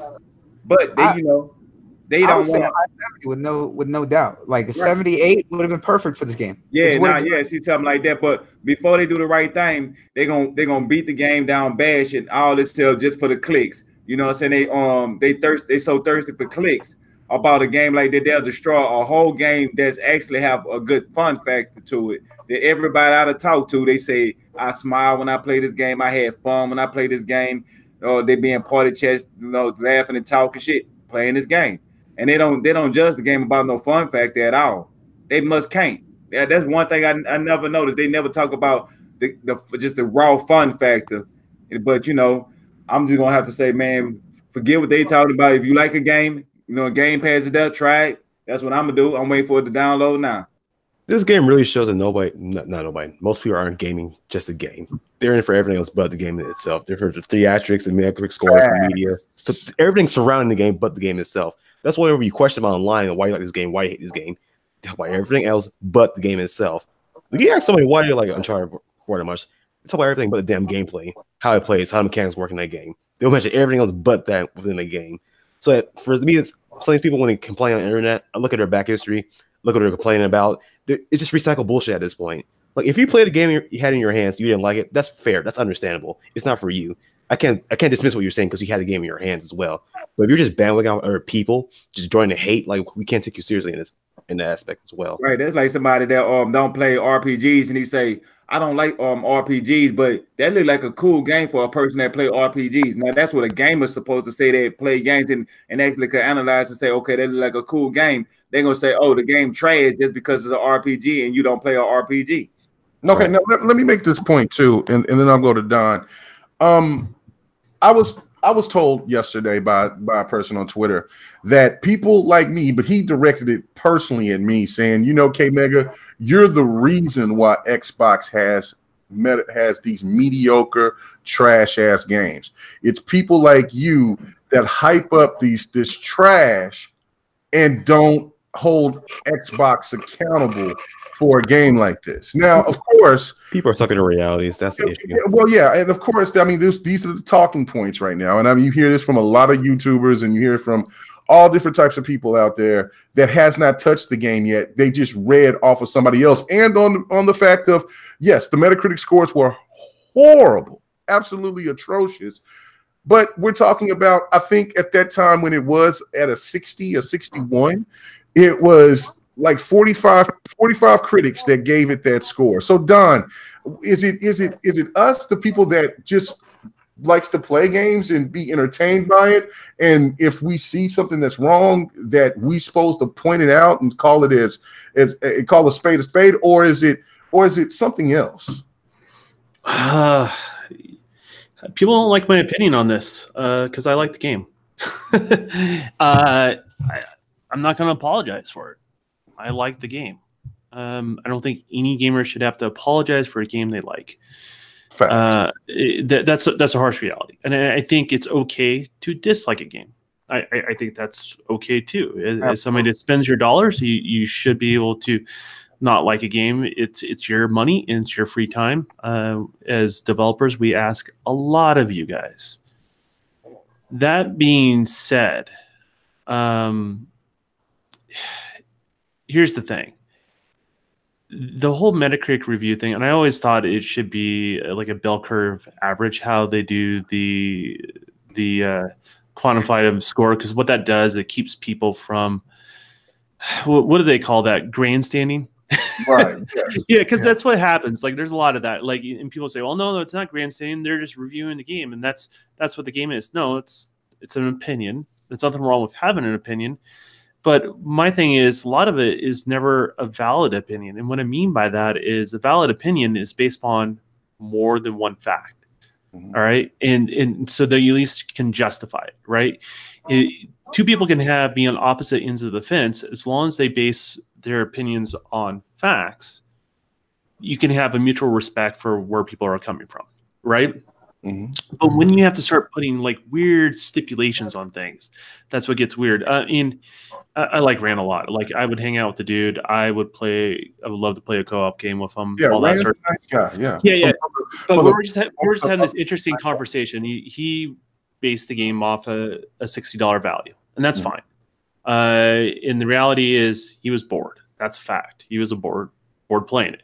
I didn't really get into what drove him to be bored. I think he felt like it was just formula, just like a little formula. At least it felt like to him. At least that's from what I got from the conversation. Well, he's a guy that likes story, like gripping stories. Yeah, not necessarily. He also he's more of a fan of indies. I get that. I'm trying not to but he's more into story games. I'm not trying to put words into his mouth, right? Like, no, that's no, what I'm just I don't think he admits this himself, that he's a guy that likes a certain game. He likes storied games. He likes indie games, but he just likes games with more compelling stories than he does a game that just. So when he played the game, though, he didn't feel it was worth $60. That wasn't me putting words in his mouth. That's kind of how he felt. Right. But it was interesting. We would have the conversation about Game Pass. He's like, well, you have to exclude Game Pass. Well, you should include Game Pass because that's one way you can obtain the product, right? Right. And then it became not like a factual conversation, right? Because from $60 value, his critique is just fine. It's his critique, and and I know Rand is the type of guy that will back his views with opinions. At least, that's why I have a lot of respect for him, even though we don't always see eye to eye. But I thought it was weird that he would not include Game Pass, and because you have to include that. That's part of the value of the game. That's a way you can obtain the product, right? Right. There's a narrative going against Game Pass as well, and people trying to exclude it and discredit it as well, saying you can't. Yeah, so that's when it becomes weird. Like, well, then is it a valid opinion, or do you have a separate opinion at that point? You're omitting factors from the equation at this point. Exactly. You have to take that in consideration, and it doesn't mean still mean you're not bored with the game. It doesn't It doesn't mean those sort of things, and those are fine. Like, I don't want to get in the way of people having opinions. I want opinions to exist, but I want people to be accountable for their opinions that they put out there. And this loops back to Metacritic. And I know I'm picking on Ram because I just talked to him, and I know he's a good guy. He'll take it on the chin, and he's totally fine. And we don't accuse each other of things and all that sort of stuff behind the scenes like other people do. But with Metacritic, when I was looking through the reviews, like I don't, and I have my own view on the whole Metacritic thing and where it ended up landing, but I was looking at these negative reviews and I looked at these positive reviews, and the problem is I don't see factual things backing up their view. Does that make sense? It's just tribalism at this point. Yeah, it's weird because, like, okay, if you're actually a customer and you just scan through it, they're like, okay, this game sucks, I'll move on. Or if you look at it, you're just like, none of this is making sense. They're weird talking points that nothing's gelling together. You're not justifying, you're not backing up your view. It's an opinion. It's not necessarily a valid opinion, maybe a valid opinion, but you haven't expressed that. And that's where I kind of have a little bit of an issue. And then these things will affect people's bonuses. They'll affect if products become a sequel sometimes. I hope Microsoft would look at the sales and the profit of the game and those sort of things long term, since they own the IP, and use that as a staple to make another one or not. Because I already want another one, and I've already played like 11 hours of the game. I already want a sequel. Same. That's kind of where I'm at. So, and the other thing that's weird, I also have these people that speak up and say these negative things about the game. But if I listen to anyone that was saying, hey, Xbox needs to do better, their views and their opinions probably would have ruined Crackdown. Would have been awful. I'm just going to say it. Like, it may be good for another game, but it wouldn't work for that game. And so, like, my big thing is gamers should never have to apologize for liking a game. I think reviewers are motivated by clicks. I don't think there are some culture things that happens at certain places. That's inevitable. It's going to happen. And they're going to be favoritism, whatever. But the reality is they're a medium that's driven by clicks, no different than a YouTuber putting clickbait out there or anything like that. And if we're doing views, if we're just doing opinions, can we just get valid opinions moving forward? That's all I'm asking for. And it doesn't matter what the platform is.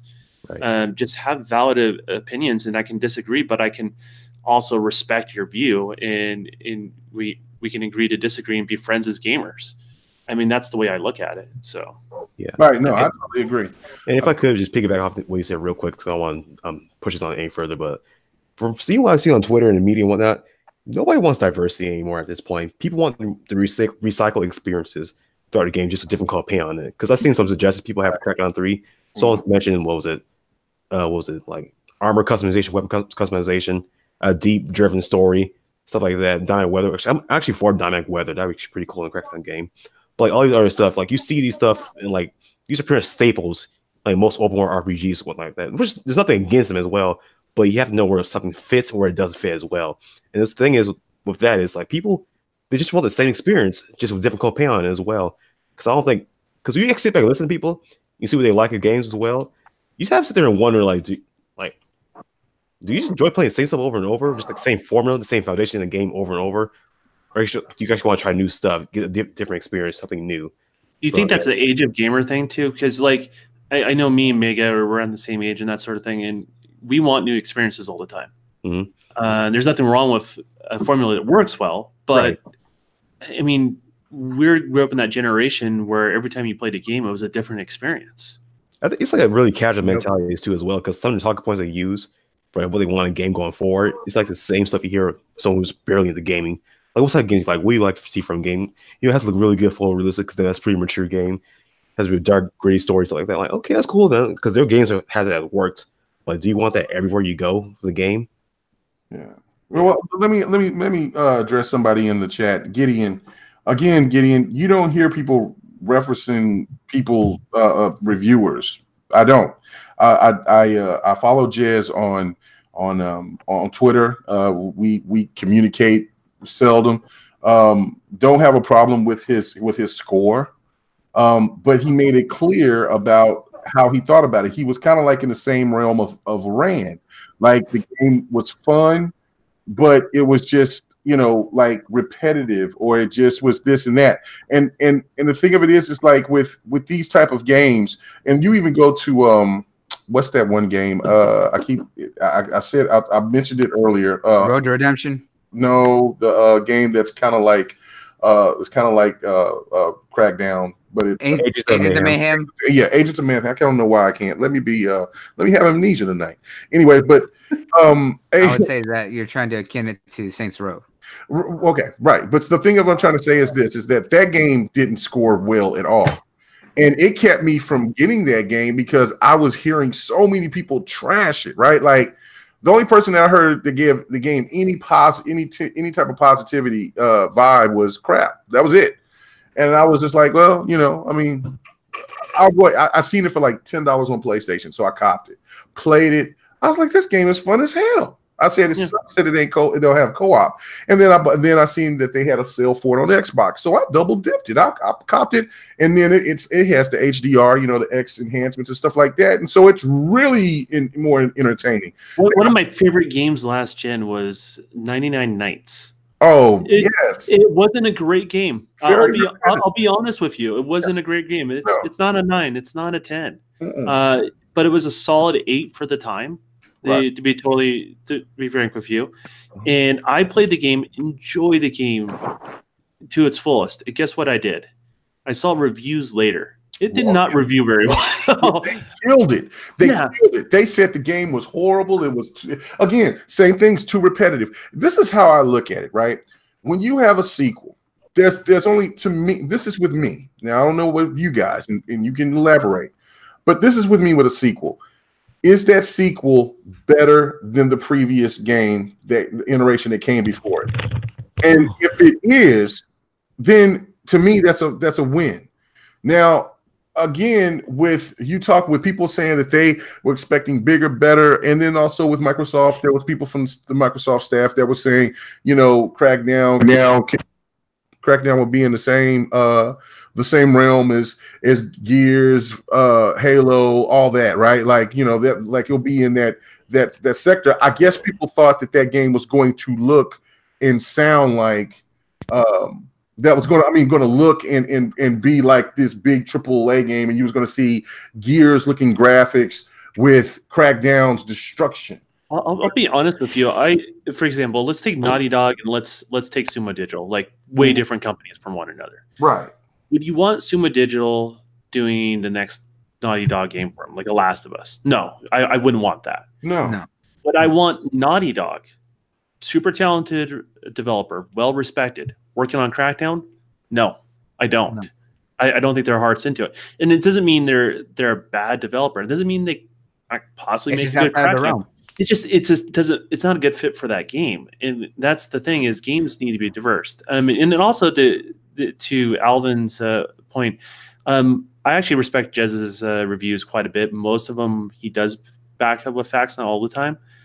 So he's one of the reviews I didn't look back and read. I took for granted that he at least backed it up a little bit, and I'm okay with that. I'm okay with someone being critical if they have a valid opinion. Totally okay with that. Can I add something to this? Sure. Especially is that with some of the articles and some of the reviews, a lot of the hate was also being given to, as everyone's mentioned, but they're hating it because of the fact that it said what it was going to do and didn't try to do more than that. It did a lot more. It did a lot more, but it was still very but it was still very much Crackdown. It held to its formula. It improved on everything in its own way. It made it look prettier, but it was still very much Crackdown. It was still what you expected from the first game and a little bit of the second game, despite how that game was. It was still very much Crackdown.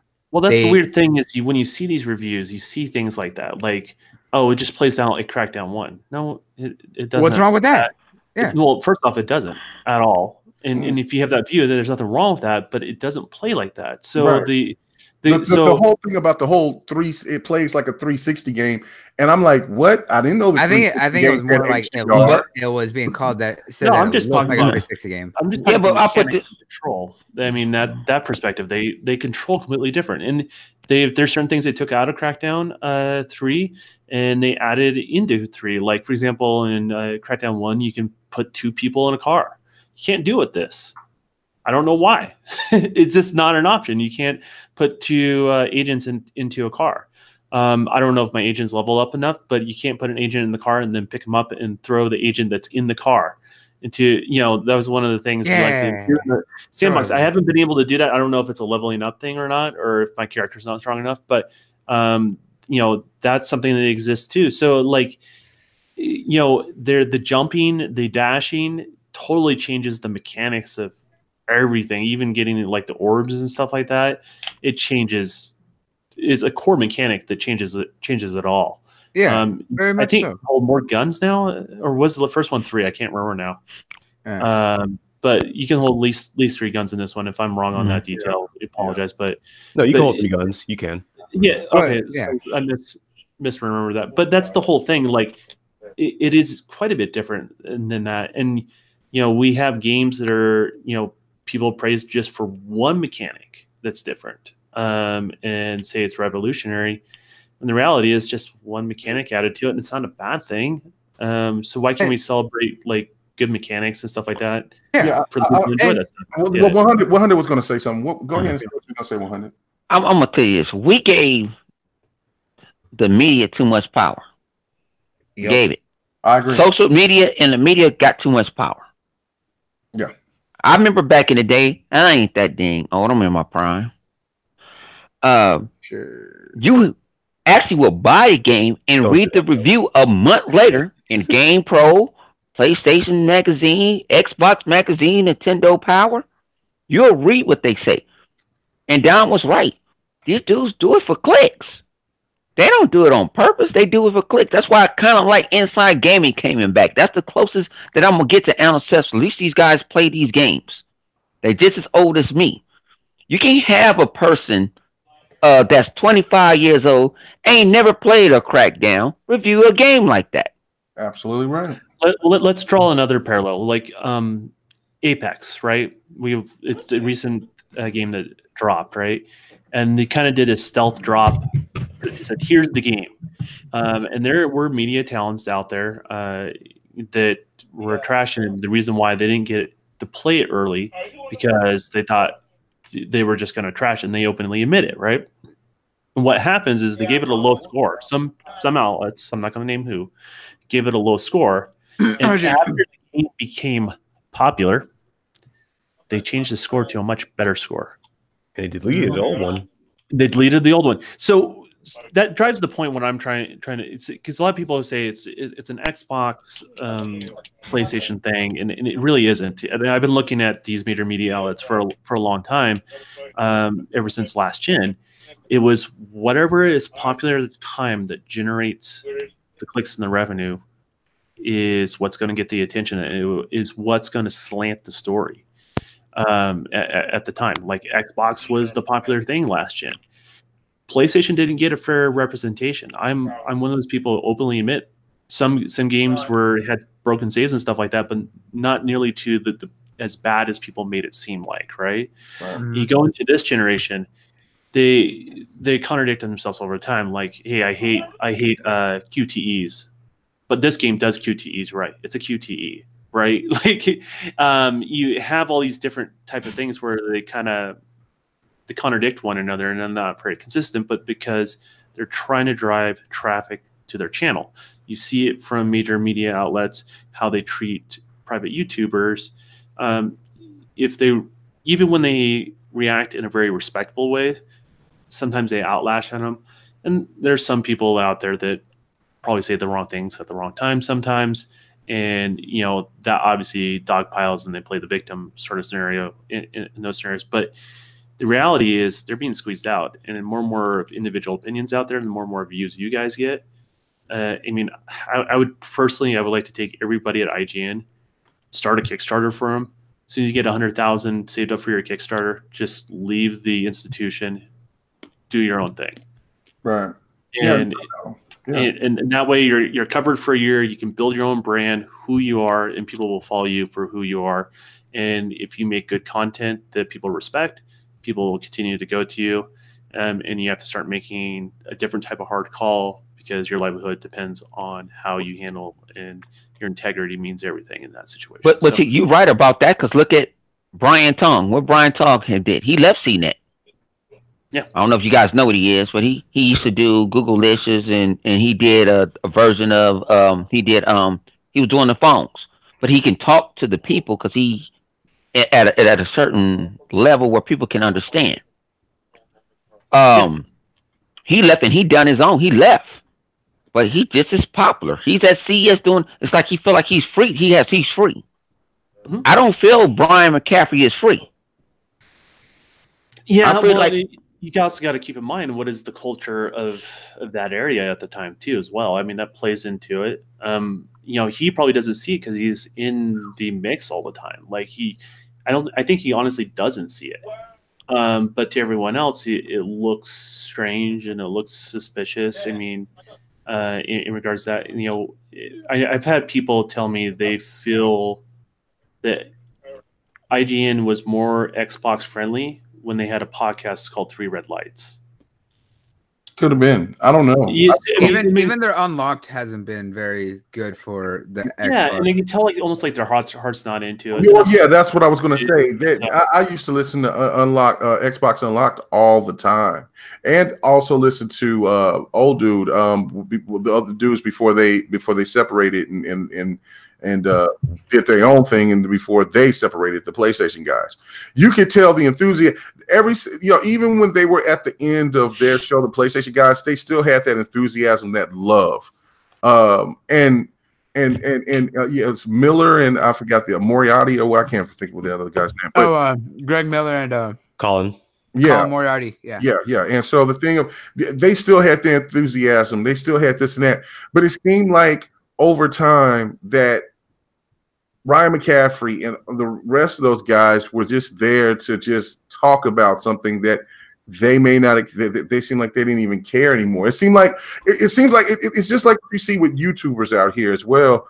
It seems like weight falls on them because so many people pile on with Xbox is trash. Xbox got no games. Xbox didn't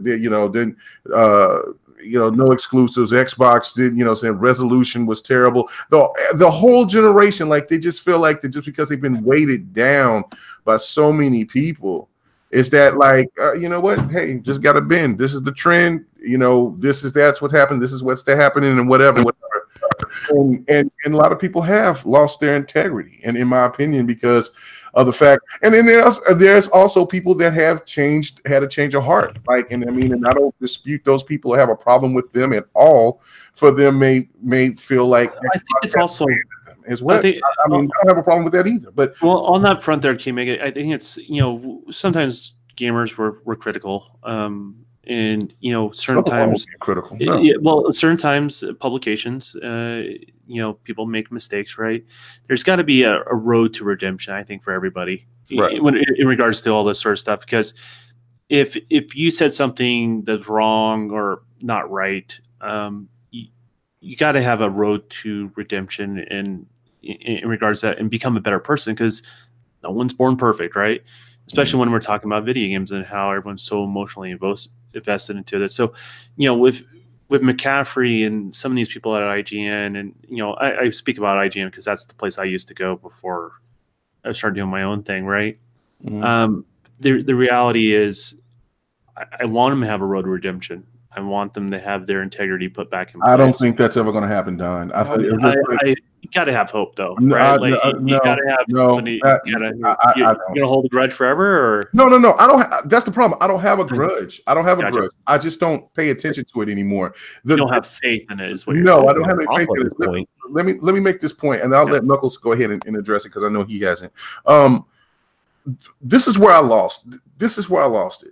Is when you had somebody that gave a damn about reviewing, and they were honest about reviews. When Adam Sessler spoke, he spoke from the heart. He spoke as a person that had no interest in wanting to.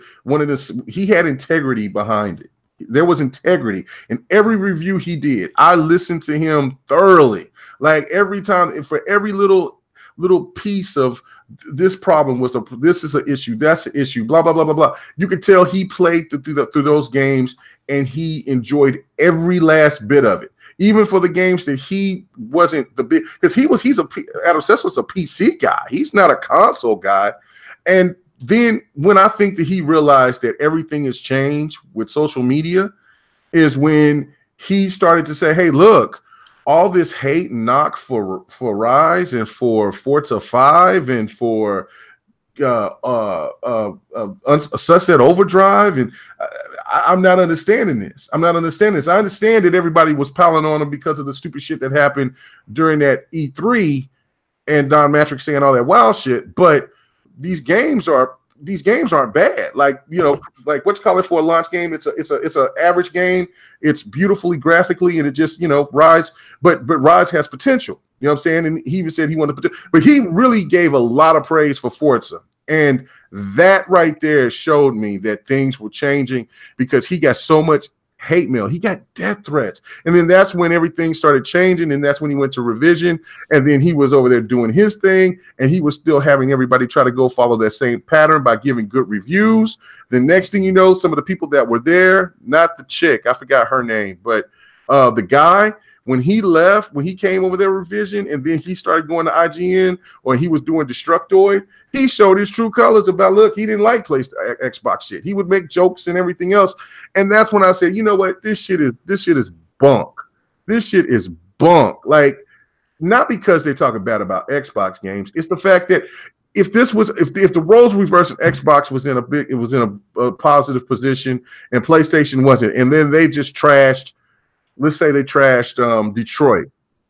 Oh, Detroit's just not like whatever the hottest game that Xbox had right there. That's bullshit. That's wrong. You can't tell other gamers that may enjoy the games that other people don't like that game is trash or it's horrible. It's not worth it. It's you know what I'm saying? You're a fool for buying that game because you like it. You're not even a gamer because you like this game. That's what we're getting now. And that to me is so egregious and disgusting that I don't even care to listen to this shit no more. That's what frustrates me, because those people are my customers at the end of the day. It's their customers are my customers, and they're not treating them like customers. And that's where I have a little bit, you know, always had a kind of an issue with things. And so if you're going to treat my customers poorly, like, you know, and I'm writing all the things about my company right now, like, so have proper culture as we hire people and they know what we're about. And there's going to be a code of conduct for media. And if there's infractions, you don't get to review my stuff. Simple as that. Nice. And then once anyone says anything, I'm going to put that code of conduct up. So if some media outlet said, well, we didn't get a review copy, and they said something, it's like, yeah, they don't follow these guidelines. And I'm going to put it out there. And that's the harsh reality. No one wants to stand up and say the right things, right? And I'm reviewing it because I'm like, no, that's a little harsh. I have to maybe back off a little bit. I have to, you know, because that's like when you say that you hear things like Road to Redemption, I have to give them a road to redemption, because until someone calls them out, they may not change. So you have to give them the opportunity to change in regards to that and what that looks like. So it just sucks. It's just where gaming is, and I think it's a self-defense mechanism. They're losing viewers all the time. Right. I think they all the way gone down a rabbit hole, Don. It's too late for them. Yeah. And that's the thing. Go ahead, Knuckles. Go ahead, Knuckles. I'm just gonna make my point real quick, because everyone's already gotten it all out. Is that there's several things that affected this that not a lot of people took in for. One, unfortunately, with Crackdown 3, yes, it's a few years too late for it, but you got to think that this is the last byproduct of the previous regime. This is the last game from the Donny D era that has gone through so much tumultuous back and forth. It changed hand between developers 2 different times and had to be restarted. What Sumo Digital was able to do in the little bit of time that they had the game and what money that Phil was able to put into, they put out a fun product for what it was. It just wasn't able to do what they had said so, because what they originally planned wasn't even from Sumo. That was from Ruffian before Sumo took over and really wanted to try and live up to that, showing off the power of what it was capable of and things like that. So you have to take that into account with what kind of turnaround they were able to do. Are you talking about the tech demo that everyone keeps comparing?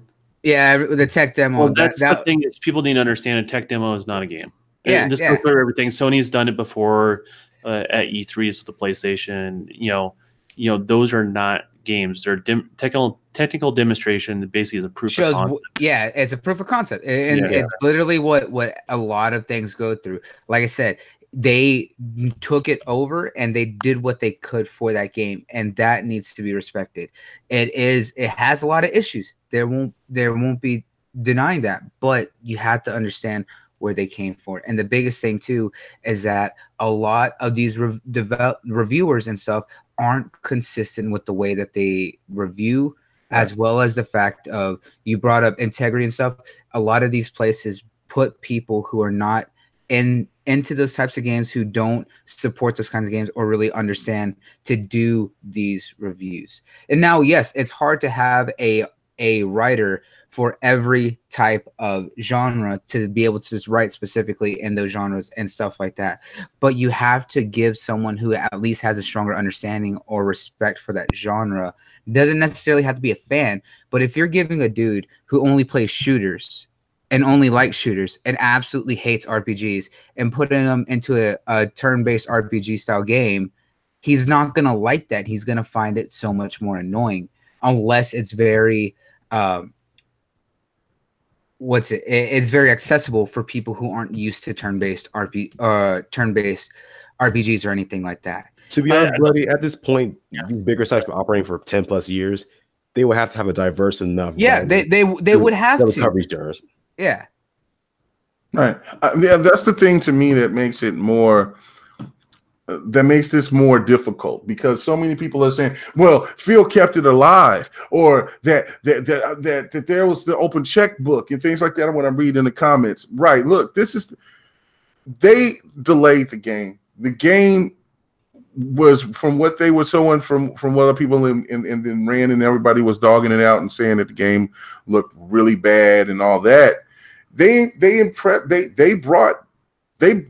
the game a service for a game least looking presentable. If some people think that the game looks like trash, I mean, look, the game is not ugly at all. The game looks fantastic, actually, when you see it in true HDR and all that. But this is my thing. Look, if there's people that's already aimed out to talk bad about it, they're just aimed to talk bad about it. If I could throw it, I'm sorry, go ahead, man. No, I'm just saying, like, it's just annoying to me that there's people that's like in the comments, right? Mm-hmm. And what's up, Jazzy Noob? I said what's up. I said what's up to you in the thing. I don't know if you saw me. What's up with you, Jazzy Noob? Xbox? That's my boy right there. I can't wait to see him again at E3. Good people. But but this is the thing for me that bothers me more than anything, is that you don't want people to have their own opinion because they disagree with you. I am never mad at people that's telling me about whatever particular game that I enjoy, or I'm excited for. That game is trash. That game is garbage. Okay, cool. But you will never hear me say to anybody, you shouldn't get No Man's Sky, because I'm not going to buy that game. I'm not going to spend my hard-earned dollars on No Man's Sky, even though I heard that it's a lot better than what it was when it first came out. Cool. People even said to me, "Well, Mega, you're not going to get it's on Xbox now. I'm pretty sure you're going to get it." No. When I say something, I'm pretty straightforward about it. You know what I'm saying? I don't sway. Very few. There's only a few things. God of War made me sway to say that game that I was not interested in at all, to where it was a great game and then people should play it. But I never told anybody that they should stay away from God of War. I never told anybody that they shouldn't play that game. Just like when I talked about Persona 5, I never talked about Persona 5 in a negative way and bought the game because I like Persona 3 and 4. But the fact of me is, like, that game is, it shouldn't be. I didn't like the way the reviewers gave it a 10. Gave it a fucking 10 when instead it was the best RPG. They said RPG/. There was articles that said RPG/JRPG of all time. You may say best JRPG all time, but it's damn sure not the best overall RPG. And then giving all these 10s to games dilute the significance and greatness of games. Like, let's just say that that Persona 5 was the first 10 this gen. Then that's saying something about that game. But there are so many games that got 10 scores And it just kind of dilutes the whole significance of that game. That's why I say reviewing is just, it's bullshit. It's just all about, it's a popularity contest to me. So here's the worst part of that, right? And I want to bring this up before we hop out of here. Reviews and scores right now and aggregate websites is bullshit. And here's the reason why. The aggregate system is broken because of the fact that you can look at a game. And I'm going to bring up movies because I specifically did this example with movies with an experiment with some people that I know.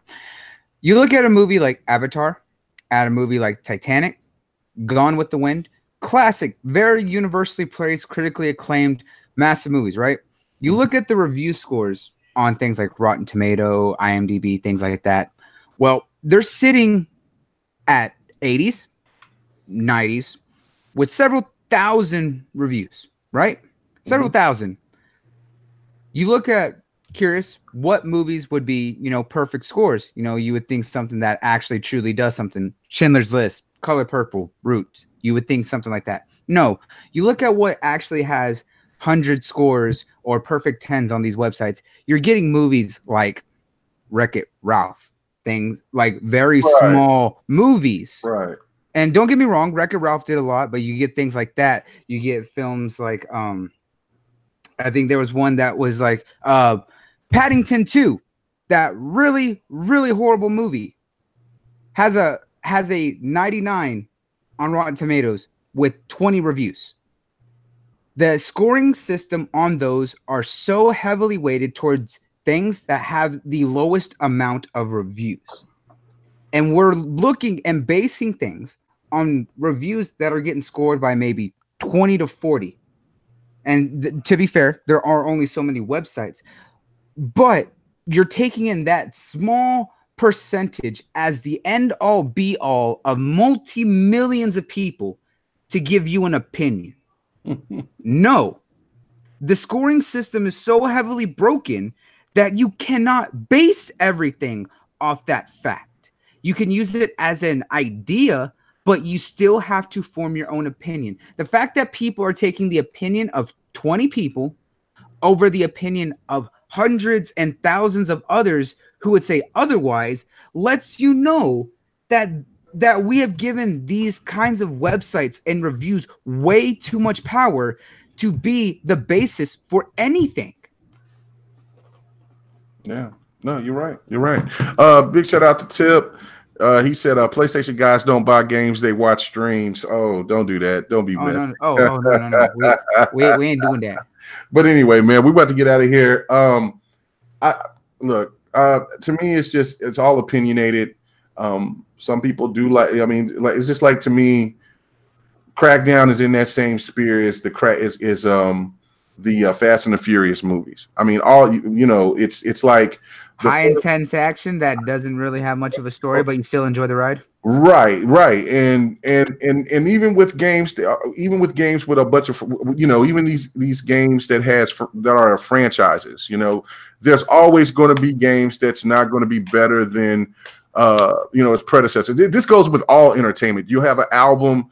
Let's just say like Snoop's album. Like, some people will say that Snoop's first album will always be better than any other album that he makes, right? And then there'll be people that'll say they loved the Blue Carpet, or they loved when he was labeled under No Limit Soldiers or whatever. I mean, it's just everybody has an opinion, and it's to be respected, but to a certain degree. When you start telling me that a game is trash, or that that me and anybody else that are enjoying a certain game, that we're the problem, then you're irrelevant, because you make no sense.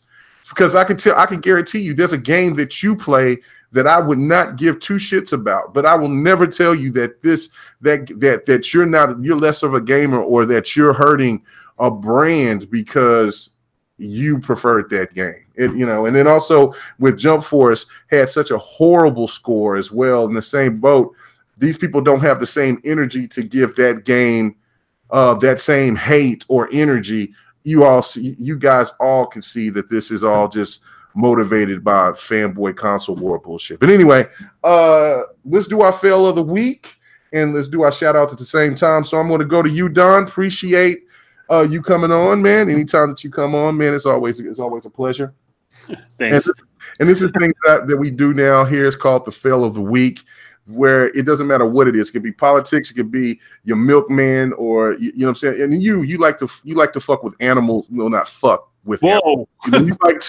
You like to be amongst nature and take care of baby cubs and things like that. It doesn't matter. Whatever the fail of the week is for you, let us know what your fail of the week is and where they can find you at. He was on wrestling the cougar. No, whatever. A badger's my spirit animal, man. But that being said, I think my fail of the week is not getting content up on my YouTube page. I've been distracted by games I want to play, all that good stuff. So it's a fail and a win at the same time. But yeah, I was supposed to get stuff up yesterday, but that didn't happen. Nice. All right, cool. Triple Cup Chuck, man, what's your fail of the week and where can they find you at, man? All right, my fail of the week is I forgot to download Crackdown. I forgot to download Anthem. I get to the house today, want to play the game before we go live, and then I gotta sit here and watch my shit download, and now Crackdown just finished, so I'm gonna hop on that. But my other fail is tomorrow, you know what I'm saying, we got like a family, everybody getting together, and we supposed to be wearing, like, you know what I'm saying, in memory shop on one of my cousins' dump, we're going to be wearing his shirts, and I forgot to go get my shirt, so now tomorrow I got to get up early and go scramble to go get one before I head out there. So me being forgetful, my fail of the week. Golly. All right, man. Yeah. You can find me on the Heroic Vibration Podcast on Tuesdays. We're going to be talking about Marvel, DC, comic books, anime, video games, all the other good stuff. We're going to be doing it. Let's get it. Nice. All right. Shout out to Miss K. What's up with you? I wish you came in earlier, man, so we can get what you got to say. And Sir X Man, my main old dude, you know what I'm saying? That's like Uncle Ben right there. No, I'm just playing. Anyway, what's up, Sir X Man? Hey man, I have to say, I'm over here. I'm just now playing Metro Exodus, and yeah, these graphics are bananas. But OP, our rookie of the year over here at GRG, man. What's your fail of the week and where can they find you at? Oh man, these Ragdoll Physics and Crackdown, they got me good one time, man. So basically, I was basically in the game, there's a threat level that you can raise over time if you kill enough enemies. So basically, once it gets high enough, shit hits the fan pretty much. So it got to a point where I had multiple factions coming against me at one area, and the was on lockdown as well, so I was fighting them off. And at that point, when the on lockdown, you can't go to like the resupply points to refill your ammo or health until you defeat all the waves. So pretty much it was at a point I was like a third of the way through the fight, and there's an ordnance drop in my location. So I tried to get her to get the blast zone right so I don't die for it. But I boosted it into the rock, and like it clipped into it, like trying to like clamber up to it. And then, like I just got berated by the ordnance, like it got ragged off the fucking map, and I died from it. So I had to start over. So that's when I failed the week. Oh man, that's bad. It was rough. I don't want to throw something, but it was that rough. That's bad. All right, 100, man. What's your fail of the week and where can they find you at, bro? Y'all know y'all can find me on intromediagaming.com. Ooh, y'all can find me. No, I'm saying, but fail of the week is don't laugh at me. Don't laugh at nobody. I thought I had to go to work yesterday. And I fell asleep in my clothes. Oh no! Oh, can you repeat that one more time? What the hell did you just do again? I fell asleep. I was on Xbox. I was playing the game, but I fell asleep. But you know, I've been working different like hours. Sometimes I got to go in 2 days. Sometimes I got to go in 5 days. Sometimes that. So I wake up like I got to go to work, and I'm suited and booted without no shoes on. And I fell asleep. And I was like, damn. And I get up like, what's going on? I got to go to work. And I'm like, it's Thursday. You ain't got to go nowhere. They work the hell out of you on Wednesday. And I was just sitting there. Like, clean, go back to sleep. And still ain't get your hands in the shower. Nah, I didn't even lie. I didn't. I went back. I went to sleep. It's too damn early. I ain't a morning person. That's what people don't understand. I'm not a morning person. Like anybody hits me up on Xbox in the morning. I like how we say we're gonna do an hour and a half and we still don't follow the time. I know. But it's still early for GRG standards. It's still early for GRG standards. We still doing really good. Anyway, we're about to get out of here. Yeah, so that's my fella of the week. All right. Now it's time for me to go eat. Yeah, that's pretty. And shout out to my man Kyle Kuzma winning the, the rookie, whatever that, the world, the wiki, the stuff. You know what I'm saying? Shout out to the Lakers and everything. All right, yeah. LeBron's going to trade you. All right, and then we got Bloody Knuckles. Man, what's your fella of the week and where can they find you? Oh, man. They can find me on Twitter, Instagram, Facebook, Mixer, and, of course, on YouTube, all at Bloody Knuckles. Bloody Knuckles. I choked up there. Remember the O's 0, the E's at 3, and it all ends in a Z. And my fail of the week is actually during a live stream I did on Wednesday in Catherine because, it was just before Valentine's Day. So, I was doing a little loving and talking about that good stuff, right, for everyone, just talking about relationships. And I got stuck on one particular level for almost an hour and a half because it was all ice and I kept killing myself at the same part because I kept sliding right off the fucking blocks. And I was so mad that I was losing my shit on stream. Oh, man. Damn. I was legitimately so mad. I was like, God fucking damn it. It was great. It was a fun time. Best 9-hour stream I've ever done. And I was like, and I still need to finish it. Oh, shit. This man died ice. Hey, bruh. Man. Okay, I see why you got to burn these damn spider webs. Oh, shit. Those big-ass spiders, man. Oh, look at that. He playing Metro right now. When he said burning spider webs, I know what that's all about. Now, boy. Anyway. Yeah, trust me. But real quick, I want to make sure that everyone knows that y'all want to make sure y'all follow my social media because I am doing a giveaway from some nice swag I picked up from PAX South for everyone, as well as they want to make sure to tune into the Smash podcast tomorrow because, like I said, it was Valentine's Day. So in the name of love, Bloody Knuckles is going to be the love doctor because I'm having a special ladies night. So 4 wonderful ladies are going to be on this show with me talking about some of our favorite romances out of anime and manga. So, nice. Yes, sir. Well, no bums on there. I'm the only one that gets to be. Everyone else get the fuck out. Man, you better be glad that I'm not there because Mr. K Mega will be there to please and entertain. Oh, shit. Anyway, real quick. Yo, man, something wild just happened in Crackdown 3, bro. There's an Omega level. No, there's an Apocalypse level to your max system for your stats you can max out. There's like an extra tier after you max one of them out, bro. This shit gonna be dope as fuck. Oh man, see, I'm telling you, I've got to jump on that. I'm gonna jump on that. It's time to get ready to game. Bro, it's like level 5. There's like Apocalypse level, bro. This shit gonna be insane. Oh man, all right, cool. All right, so as for me, my fail of the week is the fact that I, on my 2-year anniversary for GRG, had everything ready and set up. I showed the crew the new look, the style of what we were doing with the new vibe, the new look of GRG. And then I get ready to start doing and prepping everything. Everything else is working. And then I can't get nobody's voice to come in. And I'm like, you gotta be kidding. I've been nervous all day because I've been working all day. And I feel Sir X, man, because I've been working. I was trying to get done with Odyssey before these games came out, but we was working our ass off so much that I didn't have the time. But God dang, man. So this weekend, most definitely going to get that audio fixed. Even if I got to go to Connecticut and go get Xbox ass and then have Snaps come pick them up back in Oklahoma to get this shit fixed for me because I got to get this happen. I got to get this popping, man. That's all it is just the audio, and then I'm good, and then we ready. And then also the whole thing with me just have everything I'm just hyped up for, and then it just fails. I'm just so pissed off about it. But yay, we're gonna get this shit popping next week for sure.